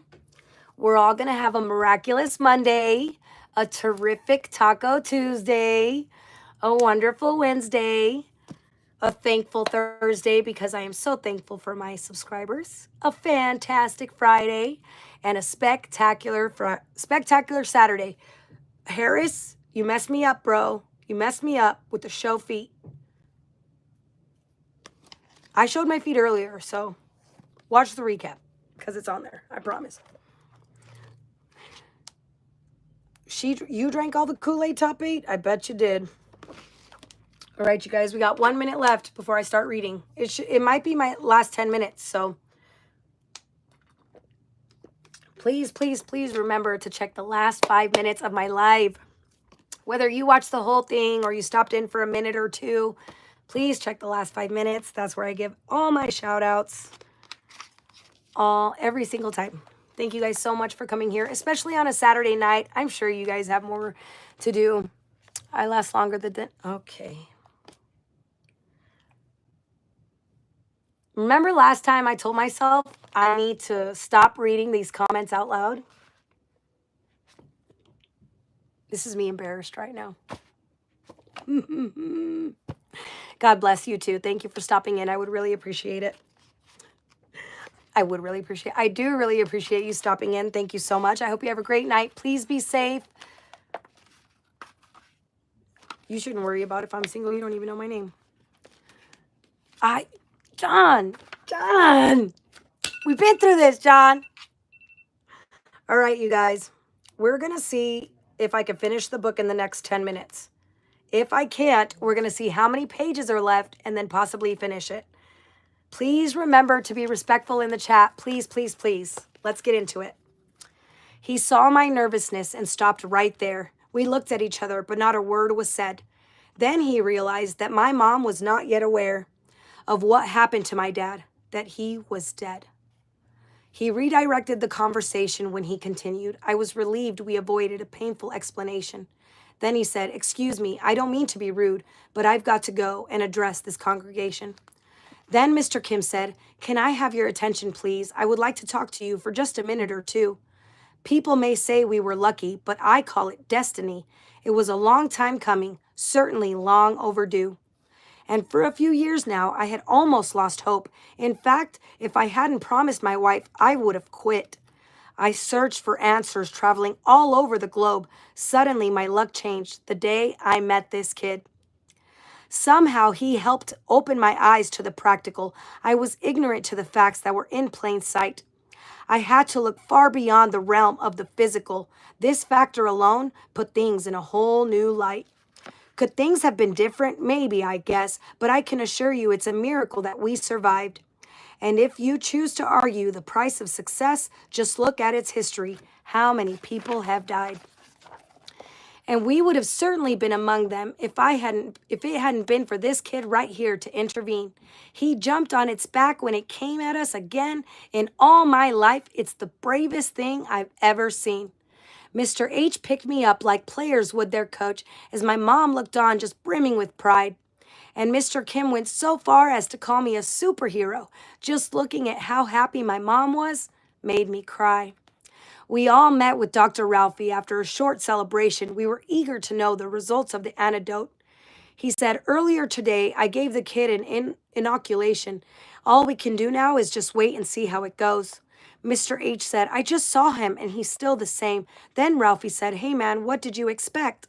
It might take a few days before there's a change. It's going to take a while for it to have any effect." We understood Mr. H was worried about his son. Like us, he too was recovering from the other night. Ralphie said, "Trust me, everything has been done. We have done our part. Now it's your boy's turn to fight." For the next 3 days, we waited with anticipation. We were growing impatient, but what could we do? Then, on the 4th day, we erupted with jubilation. Finally, Petey's condition was starting to improve. Dr. Ralphie immediately took him out of cytosis. Can someone say that word for me? He started to come out of a coma as we stood by. It was a Kodak moment, should have seen our faces. Mr. H fell to his knees, thanking God as he cried. Dr. Ralphie looked on and breathed a sigh of relief as Mr. Kim started congratulating everyone around. Then he told Ralphie, "Son, you've just made history. You've cracked the code. That's been so profound." Ralphie quickly started to check Petey's vital signs. We stopped celebrating as we all held our breath. Then Ralphie smiled and said, "He's gonna be fine, but just to make sure, I want to do a few more tests." Ralphie kept Petey in the hospital for another week, mainly to see if there was any damage to his brain. He found none, which made the case pretty unique. All of his tests showed that Petey was totally sane. Then Mr. H pulled Dr. Ralphie aside for a little chat. You see, he wanted to apologize for his attitude. He said, "Please forgive me, man, for acting like that, and I want to take this time to express my gratitude." Mr. H was a very prideful man. That was hard for him, giving props to a kid he grew up with on the street. Ralphie realized that, but didn't add to his chagrin. Then he said, "Hey, man, it's cool. We're still homies." Mr. H replied, "Homies? I haven't heard that in a while." Ralphie said, "I haven't forgotten where I came from." Ralphie's heartfelt remark had made Mr. H smile. He said, "We were a lot like Mingo and your son." They embraced each other and then shook hands, acknowledging forgiveness had been accepted. Then Mr. H said, "You've grown to be quite a man." Ralphie said, "Thanks. It feels good to be respected." Excuse me. While Petey was recovering, I visited him every day. My cuts were still healing, so I couldn't leave either. I think that was their way of allowing me to stay. I was anxious to tell them all about our adventure. Petey seemed normal, I guess, except for the hair. He had developed a scruffy beard and sideburns. The nurses liked it, said it was suave and debonair. We all knew why, because he had started to turn. There was no other side effects. He was cleared. After a week of results, he was anxious to leave. We were excited to finally be getting out of there. Petey didn't know, but Mr. H had planned a party. We thanked all of the hospital staff before we left, but Petey didn't say a word all the way to the van. He looked a little nervous, somewhat oppressed. Then I stopped and asked him, "Petey, are you all right, man?" Then Petey hugged me, which caught me by surprise, as Mr. H pulled up the van so we could get in. As he released me, I could see tears in his eyes. Then he said, "All of this for the sake of letting me win?" I had almost forgotten how this whole thing started. That all happened because of the game that we played. We all had gone on a journey that was uncharted, and history was rewritten by a lifelong crusade. Mr. Kim called it destiny, what took place that night, when finally all of the pieces had come together. Now that I think of it, maybe the old man was right. There's no doubt that my life had changed forever. Petey was trying to say thank you in his own way, sort of like what his father did. He felt compelled. "I'm just so thankful that everything turned out okay." We waved to Ralphie and his staff and said farewell. Without missing a beat, I said, "But you're my friend." As we both got into the van so we could go home, he asked me if I would ever play help tag again. And I said, and tempt the hands of fate, I don't think so. When we arrived at his house, we were shocked. There were reporters from every media source, along with our friends and neighbors on the block, and in the center of it all was Mr. Kim, of course. Ralphie had also showed up talking to reporters as well, explaining his revolutionary treatment and vaccine. We were questioned by a lot of media personnel. We even got our pictures taken by Time magazine. After a few hours, everyone started to disperse. Mr. Kim walked up to me and he was using a cane. Then he started reciting an old Chinese proverb. I said, "You realize I don't know what you're saying." His leg had mended fine, but he walked with a limp. He liked the cane. It made him look sort of sophisticated. I said, "Mr. Kim, with that cane, you look just like a pimp." Then he looked at me and said, "Come on, don't hate." He put his arm around me, and this was what he said. I mentioned a proposition when we were through. "I'm going to need help for what's to come ahead. I spoke to your mom, and she said it was up to you. Ralphie and I are hoping that you join our team. We're going back to a few places from the past. We would be doing pretty much the same thing. Besides, I really got used to you covering my ass." I quickly accepted the proposition. I didn't hesitate. The past few days, I had found purpose in my life. It was not like if I had something to go back to anyway. I had found my calling. Nothing else would suffice. Mr. Kim and Ralphie even made me take an oath. Ralphie would teach me medicine, Mr. Kim history. I'd be their understudy, tutored from them both.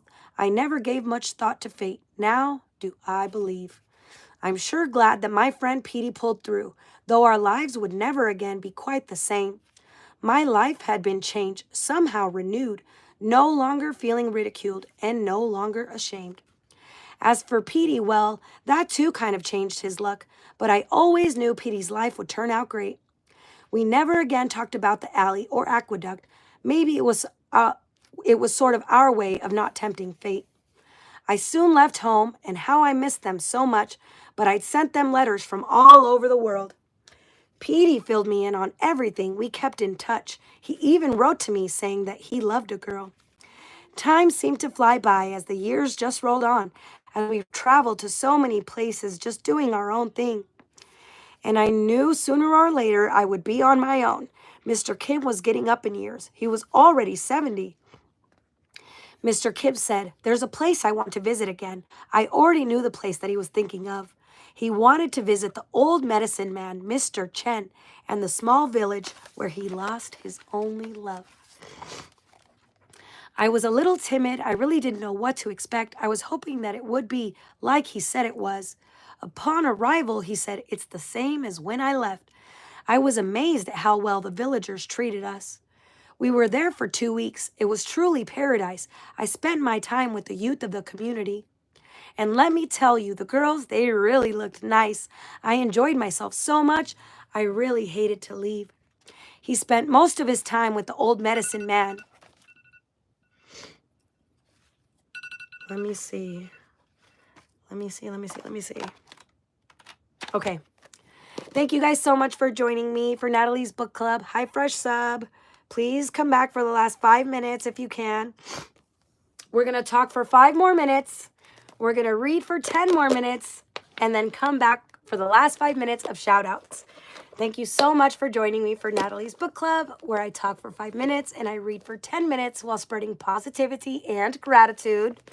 We are currently finishing The Alley by Mingo Rubio Jr., which is my father. We will be done in the next 10 minutes. And the next time I go live, we will be starting Project 369, The Key to the Universe. Please remember, you guys, to bring a notebook or paper and pen or pencil to start this. As I keep saying, the journaling doesn't start right away, but you and I will be journaling right away. We'll get that started. Happy Saturday to everyone. I hope everyone is having a spectacular Saturday. Okay.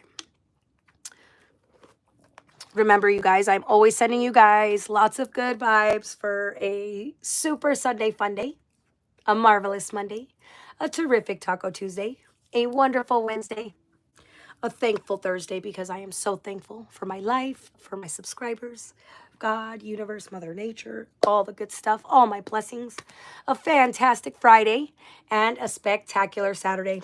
Thank you so, so much for all of the likes, you guys.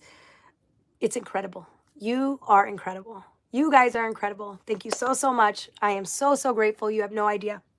Every day I pray for my subscribers. Right after I pray for my own life and my family and my friends, of course. I want the best for everybody. I only want to spread positivity, gratitude, happiness. I know I say it all the time. I tried so hard not to say it 100 times this live, but I did. And I'm going to say it again.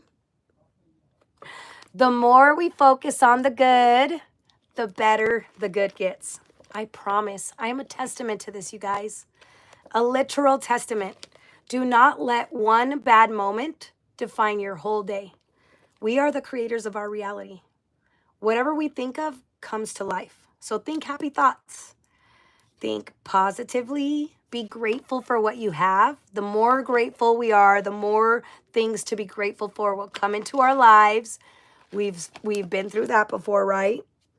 2 minutes and 30 seconds. Give me 30 seconds, you guys. BRB.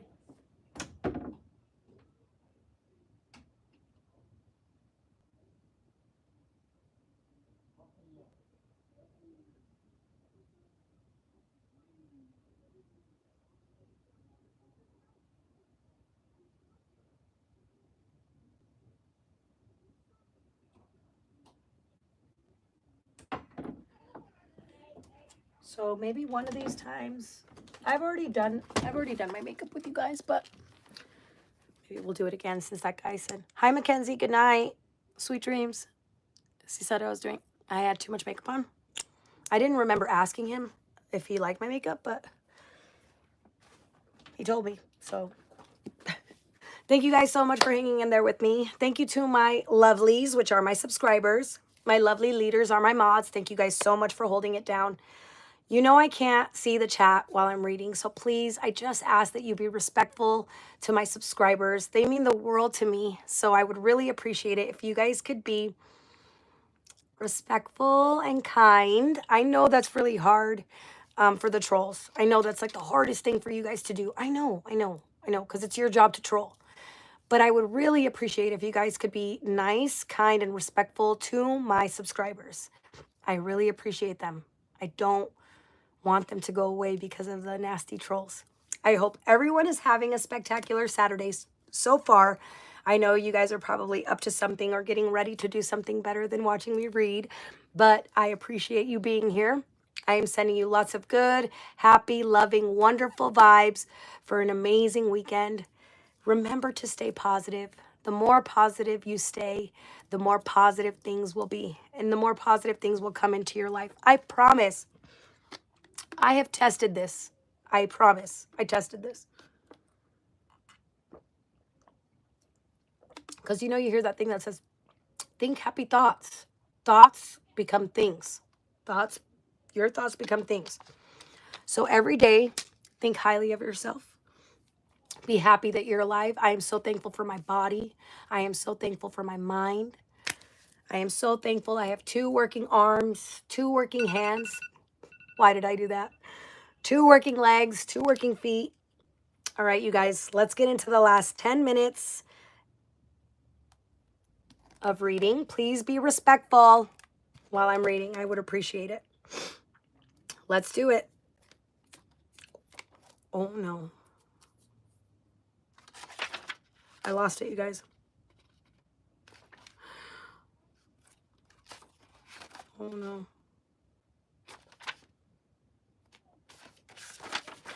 I lost it, you guys.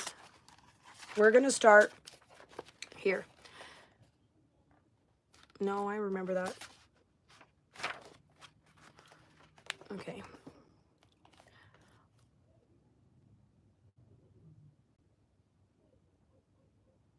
All right. Let me restart this. I lost my page because I pulled it so quickly. We're starting here. One day he got sick. I thought he just had a cold. I should have realized that something wasn't right. I just figured that the old man was just getting old. But I found out he was already battling another fight. He was diagnosed as having a rare bone disease, and his chances of surviving were slim to none. As I started to stress, he said, "Put your mind at ease. We all have a set time, kid, and my time will soon come." He downplayed it and went on. With his day-to-day, you must understand, that was the old man's style. We all knew that it wasn't just going to go away, but he didn't waste a minute of his life in denial. One day, he got me and Ralphie together in a room. He called us in to go over his will and testament. I thought he might have sensed that he would die soon. He knew there was no way out of that predicament. Mr. Kim wasn't one to have a lot of material things. He placed more value on wisdom and knowledge. Not to say that he wasn't rich. He had lots of money. He bequeathed it to me, but it offered no solace. He also requested that I do something for him. Upon death, he'd be cremated and put in an urn, the same one that his wife's ashes were placed in, then taken back to the village he wanted to return. I did make the promise to him reluctantly, though. He noticed my reluctance when I asked. Then he asked me why. I said, "You're like my father. I don't want to let you go." I embraced him and I said, "I don't want you to die." We were summoned to yet another assignment, and I wanted him to come with us just once more. We had our so-called routine down to a science. Then we were heading to a village near Singapore. He was happy that I had asked him to come with us, as he got ready to go on his very last adventure. We already knew of what kind of creature it was. Though we had a routine, there was still a danger. We had our plans, and we were soon on our way, not too much different than any of our other trips. Other than the fact we docked at a U.S. naval base, Ralphie hired a guide as soon as we left the ship. He had mapped out a course before we began, then ran back to the ship to one of the guys. I noticed that he had a piece of paper in his hand. He handed it to the person and then said goodbye. What he gave the guy, I had no idea of knowing. Ralphie went over the details before we started. It would take us 3 days to get where we were going. He saluted the guy on the ship as we departed. We would travel by minibus most of the way there. To us, that was as normal as a hot summer day. It was a part of the adventure, so I really didn't care. I was happy that we didn't have to walk all the way. Eventually, we wound up traveling on horseback on a treacherous path carved out of the jungle. From a distance, we heard howling from a wolf pack. We knew instantly that the village was in trouble. Then Ralphie started unpacking his tranquilizer gun. When we got to the village, the chief met us there. People were screaming. I said they're being overrun. We knew without our help, they wouldn't have a prayer. They didn't have a prayer. There were 2 creatures from what I could see. Ralphie loaded his gun with darts and started firing. Another creature appeared. Then there were 3. It was almost as if the creatures were conspiring, working in unison like a pack of wolves would do, unlike the creatures we had dealt with in the past. Then Mr. Kim said, "Damn, man, I just got deja vu," as he pulls out his old Colt 45 and started to blast. We were somewhat puzzled. How could that occur? We had to reassess the situation and make a stand. Suddenly, out of the corner of my eye, I saw a blur as another creature came out, hitting the old man. Mr. Kim tumbled and fell, hitting his head on a rock. He was out cold as he just lay there motionless. I couldn't believe my eyes. I was shell-shocked. Somehow, I had to get Mr. Kim out of that mess. Then the creature turned and came back around. Mr. Kim couldn't move. He was still unconscious. So once again, I had to play a role as rodeo clown. I jumped on its back and rode it into the brush. When I got back from the jungle, I saw to my friend, Mr. Kim was still lying there where he had got flung. Then I asked Ralphie, "Is he going to wake up again?" Ralphie said, "He'll be okay. He just got his bell rung."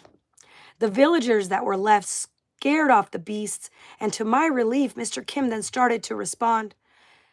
Mr. Kim grimaced as he slowly made it to his feet. I said, "For a second there, I thought you were gone." I said, "I'm sorry, Mr. Kim. I didn't think you'd get hurt, this being the last time you coming with us and all. I should have been better prepared and more alert." He said, "How could you have known? It's not your fault." Ralphie said, "Yeah, from what I saw, I counted 5. Then we heard howling from the rest of the pack." Then Mr. Kim said, "Boys, it's just a matter of time. As sure as the moon is full, they're going to attack." Then we quickly made a huge fire under the moon as we were then preparing for the creature's arrival. The encounter would test our wills and our fortitude. That just might be the ultimate test for our survival. The village men gathered with us, ready for battle. As we heard the creatures moving, they were close. We huddled together around the fire like cattle. Mr. Kim said, "By the looks of it, we need a miracle." Suddenly, a deafening silence seemed to fill the air, and in that split second, we all took a deep breath. Suddenly, the sky was filled with rockets and flares. It was a magnificent sight, one I would never forget. Tribesmen from the other villages were coming to help, and I was glad to see that they had brought weapons. We weren't going to fight the battle by ourselves, and then Mr. Kim wasn't the only one with the gun. The villagers' arrival kind of spooked the beasts, which would work to our advantage, of course. The creatures were outflanked. They couldn't retreat. They had no chance against our guns and swords. The bloodbath ended quickly. It was over in a flash. No one was injured. Those guys were well trained. The creatures were mowed down just like the grass. They killed them all. Not one creature remained. Then I noticed that the villagers were wearing boots. One of them walked up and started talking to Ralphie. Just then, he started removing his camouflage suit. Then I realized that all of these guys were Marines. Mr. Kim and I just looked at them, totally amazed. Then Ralphie said, "Those guys are buddies of mine." I asked them to kind of give us a hand just in case. I said, good thinking, Ralphie, and just in the nick of time. The Marines scouted around looking for creatures, not taking any chances of getting caught off guard. And they came back in when the area was secure. Then they got ready to head back to the Navy Yard. Then Ralphie saluted them all, giving them props, and I said, they all seem to be good friends of yours. He said, yeah, they are. They're all in special ops. I met all of them in boot camp in the Marine Corps. Corpse. Course. Ralphie checked on Mr. Kim every now and then because he had a headache and felt a little dizzy. Ralphie said, Mr. Kim, I think you have a concussion.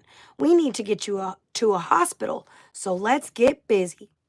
The remaining villagers thanked us before we left. Ralphie said, okay, now, let's get the heck out of here. Once again, we succeeded in removing a threat, and those villagers no longer had to live in fear.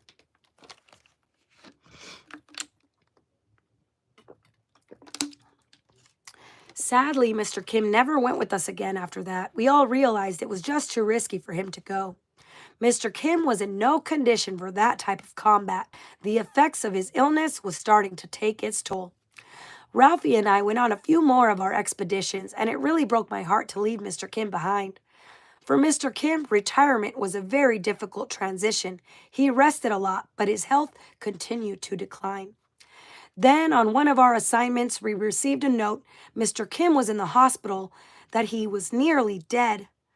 We came to find out that he had suffered a stroke, and the doctor said that he didn't have much time left. When I entered his room, he was in pure agony. I couldn't bear seeing him like that. I had to let it out. Then he said, kid, I need you to get my special tea. Without hesitation, I hurried home to get the pouch.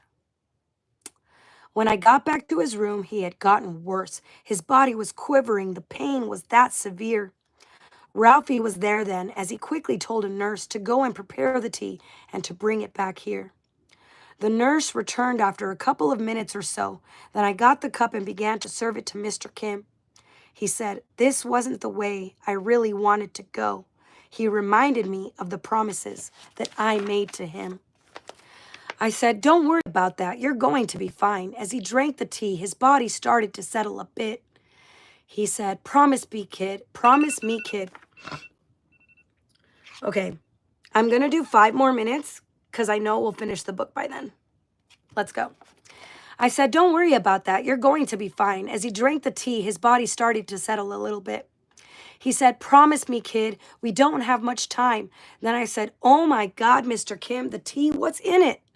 Then I thought old medicine man, Mr. Chen, journey well, was what he told Mr. Kim when we left. I didn't realize it then, but then I knew what he meant. The tea was not used for healing, it was used for death. But before I could stop him, he was already done. Mr. Kim was now dying, and right before my eyes. As I embraced him, he softly said, I love you, son. And before I could say I love you too, Mr. Kim died. I was overwhelmed with grief, and so was Ralphie, as we both stood there crying at the old man's bed. Then I asked Ralphie, did you know about the tea? I made promises to the old man too, was all that he said. I said, but there are some things I wanted to say to him. I should have told him instead of keeping it to myself. I didn't know how to say them or even how to begin. He said, don't worry, I'm sure he knew how you felt. We had a funeral for Mr. Kim back in my hometown. People came from all over the globe, as I recollect. I summed up his eulogy as simply world-renowned. They even erected a statue of him to show respect. It was sort of a homecoming that was bittersweet. On one hand, I was sad, saying goodbye to a friend. On the other hand, I'd get to see my friends and family, and God only knew when I'd get to see them again. I had Mr. Kim's body cremated, as he had wished, and placed his ashes in the same urn as his wife. I knew it was a little weird, but a promise was a promise. Besides, they were together then, not just side by side.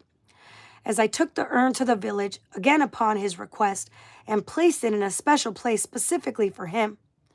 That was where Mr. Kim and his wife were laid to rest, among the countless others inside the mausoleum.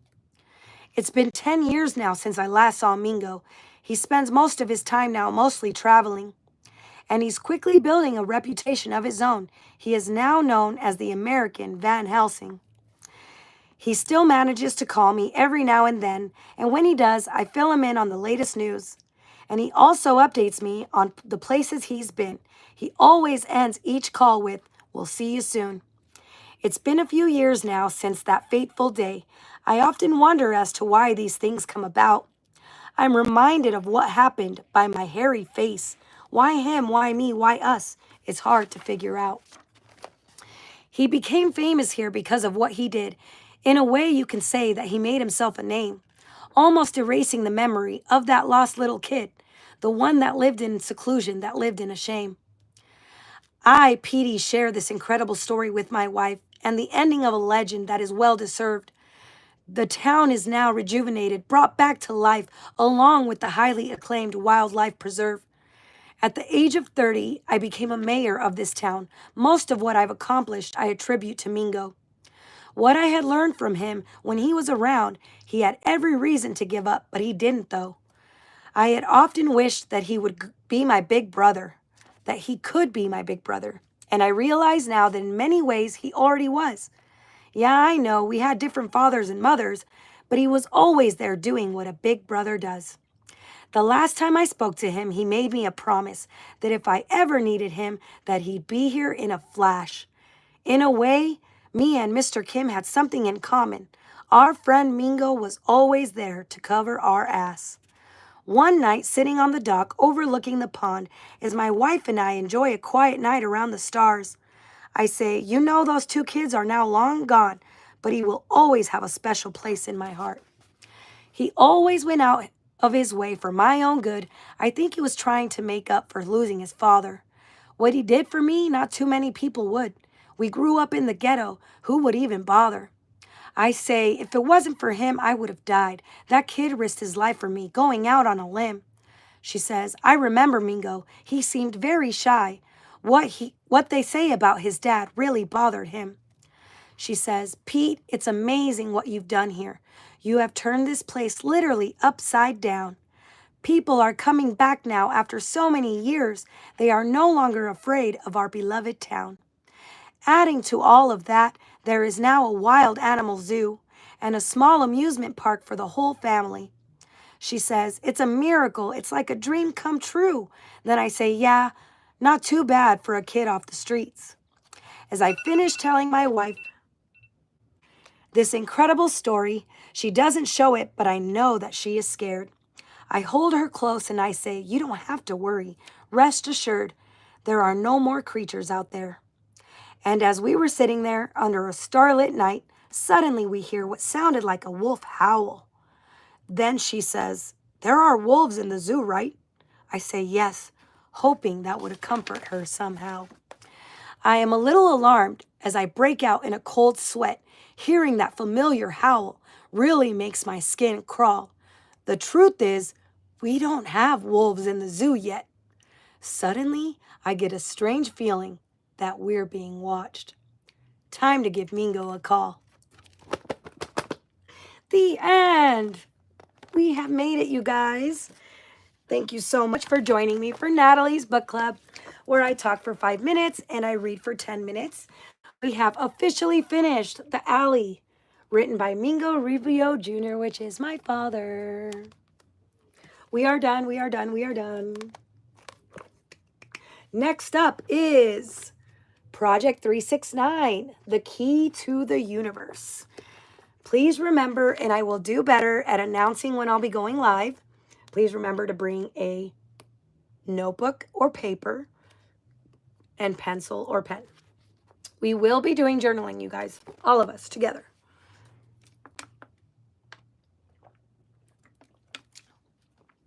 Thank you so much for all the likes.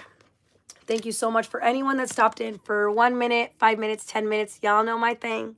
I am so grateful for you guys. You have no idea. In 3 minutes, we will get to our shout outs. Thank you so much for the likes. You have no idea. It is further than I could have even imagined. I just want to be here to spread positivity and gratitude because I really appreciate and love all of my subscribers every day. I love you guys and I pray for you guys. Thank you. Thank you so much for all of the likes. Thank you for the hearts. I'm so grateful for you. Hello, hello. Thank you. Good morning, wherever you are. It's evening for me in Arizona. This is my longest live yet. So thank you guys for hanging in there with me. I am super grateful. Again, I will do better at announcing when I'll be going live for this one because I don't think I'll be doing like a playlist like I did for this book. I think I'm just gonna read it on live with you guys and we'll do activities together. The same thing where I talk for 5 minutes and I read for 10 minutes while spreading positivity and gratitude. Let's start off with saying I hope everyone has a spectacular Saturday. Tomorrow is going to be a super Sunday fun day. Monday is going to be a marvelous Monday. Tuesday is going to be a terrific Tuesday. Wednesday is going to be a wonderful Wednesday. Thursday is a thankful Thursday, so we can always remember to be thankful for the things in our lives. Friday will be a fantastic Friday. And back to Saturday. Today and next Saturday will be a spectacular Saturday. Thank you guys so much. I love you with all my heart. You have no idea. Okay, let's see where we're at. 1.5 minutes. Thank you, thank you, thank you. Thank you to my subscribers. You guys are my lovelies. I love you, I love you, I love you. Thank you to my mods. You are my lovely leaders. I really appreciate you guys. Although I do appreciate the engagement from the trolls, I don't appreciate them being mean or weird to my subscribers because I'm not inviting that. But I get it. I get it. And the later it gets, I get it. So I'm getting off of here too. I get it. Before I get off though, we're going to do my shout outs. 6:21.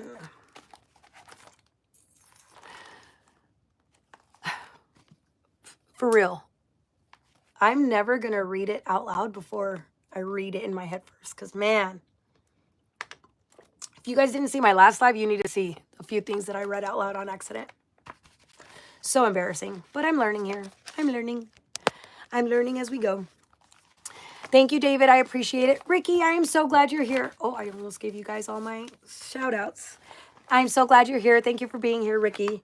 Thank you guys so much. Whether you watch for 1 minute, 5 minutes, 10 minutes, 1 second, whatever. I am so grateful. Thank you guys all for the likes. We are about to get into my shout outs in about 10 seconds. Thank you guys all for joining me, especially on a Saturday. Ricky, I hope you have a great evening tonight or whatever time it is there. I hope everything goes exactly the way you want it to. Okay, you guys, thank you so much for joining me for Natalie's Book Club where I talk for 5 minutes and I read for 10 minutes. We have officially finished The Alley by Mingo Rubio Jr., which is my father. We will be reading Project 369. I'll do better at announcing when I'll be going live so everybody could be there. Remember to bring a notebook or paper and pencil or pen. Remember, you guys, the more we focus on the good, the better the good gets. I promise, I promise, I promise. I am a testament to it, okay? Here are my shout outs. These are in no particular order except for the first one. We all know that. First and foremost, thank you to God. Always. Thank you, God. I am so grateful for my life. I'm so grateful for YouTube. I'm so grateful for my subscribers. I'm so grateful for all the likes. You have no idea. Thank you to the universe, Mother Nature. Thank you to my guardian angels, my spirit guides, my ascended masters.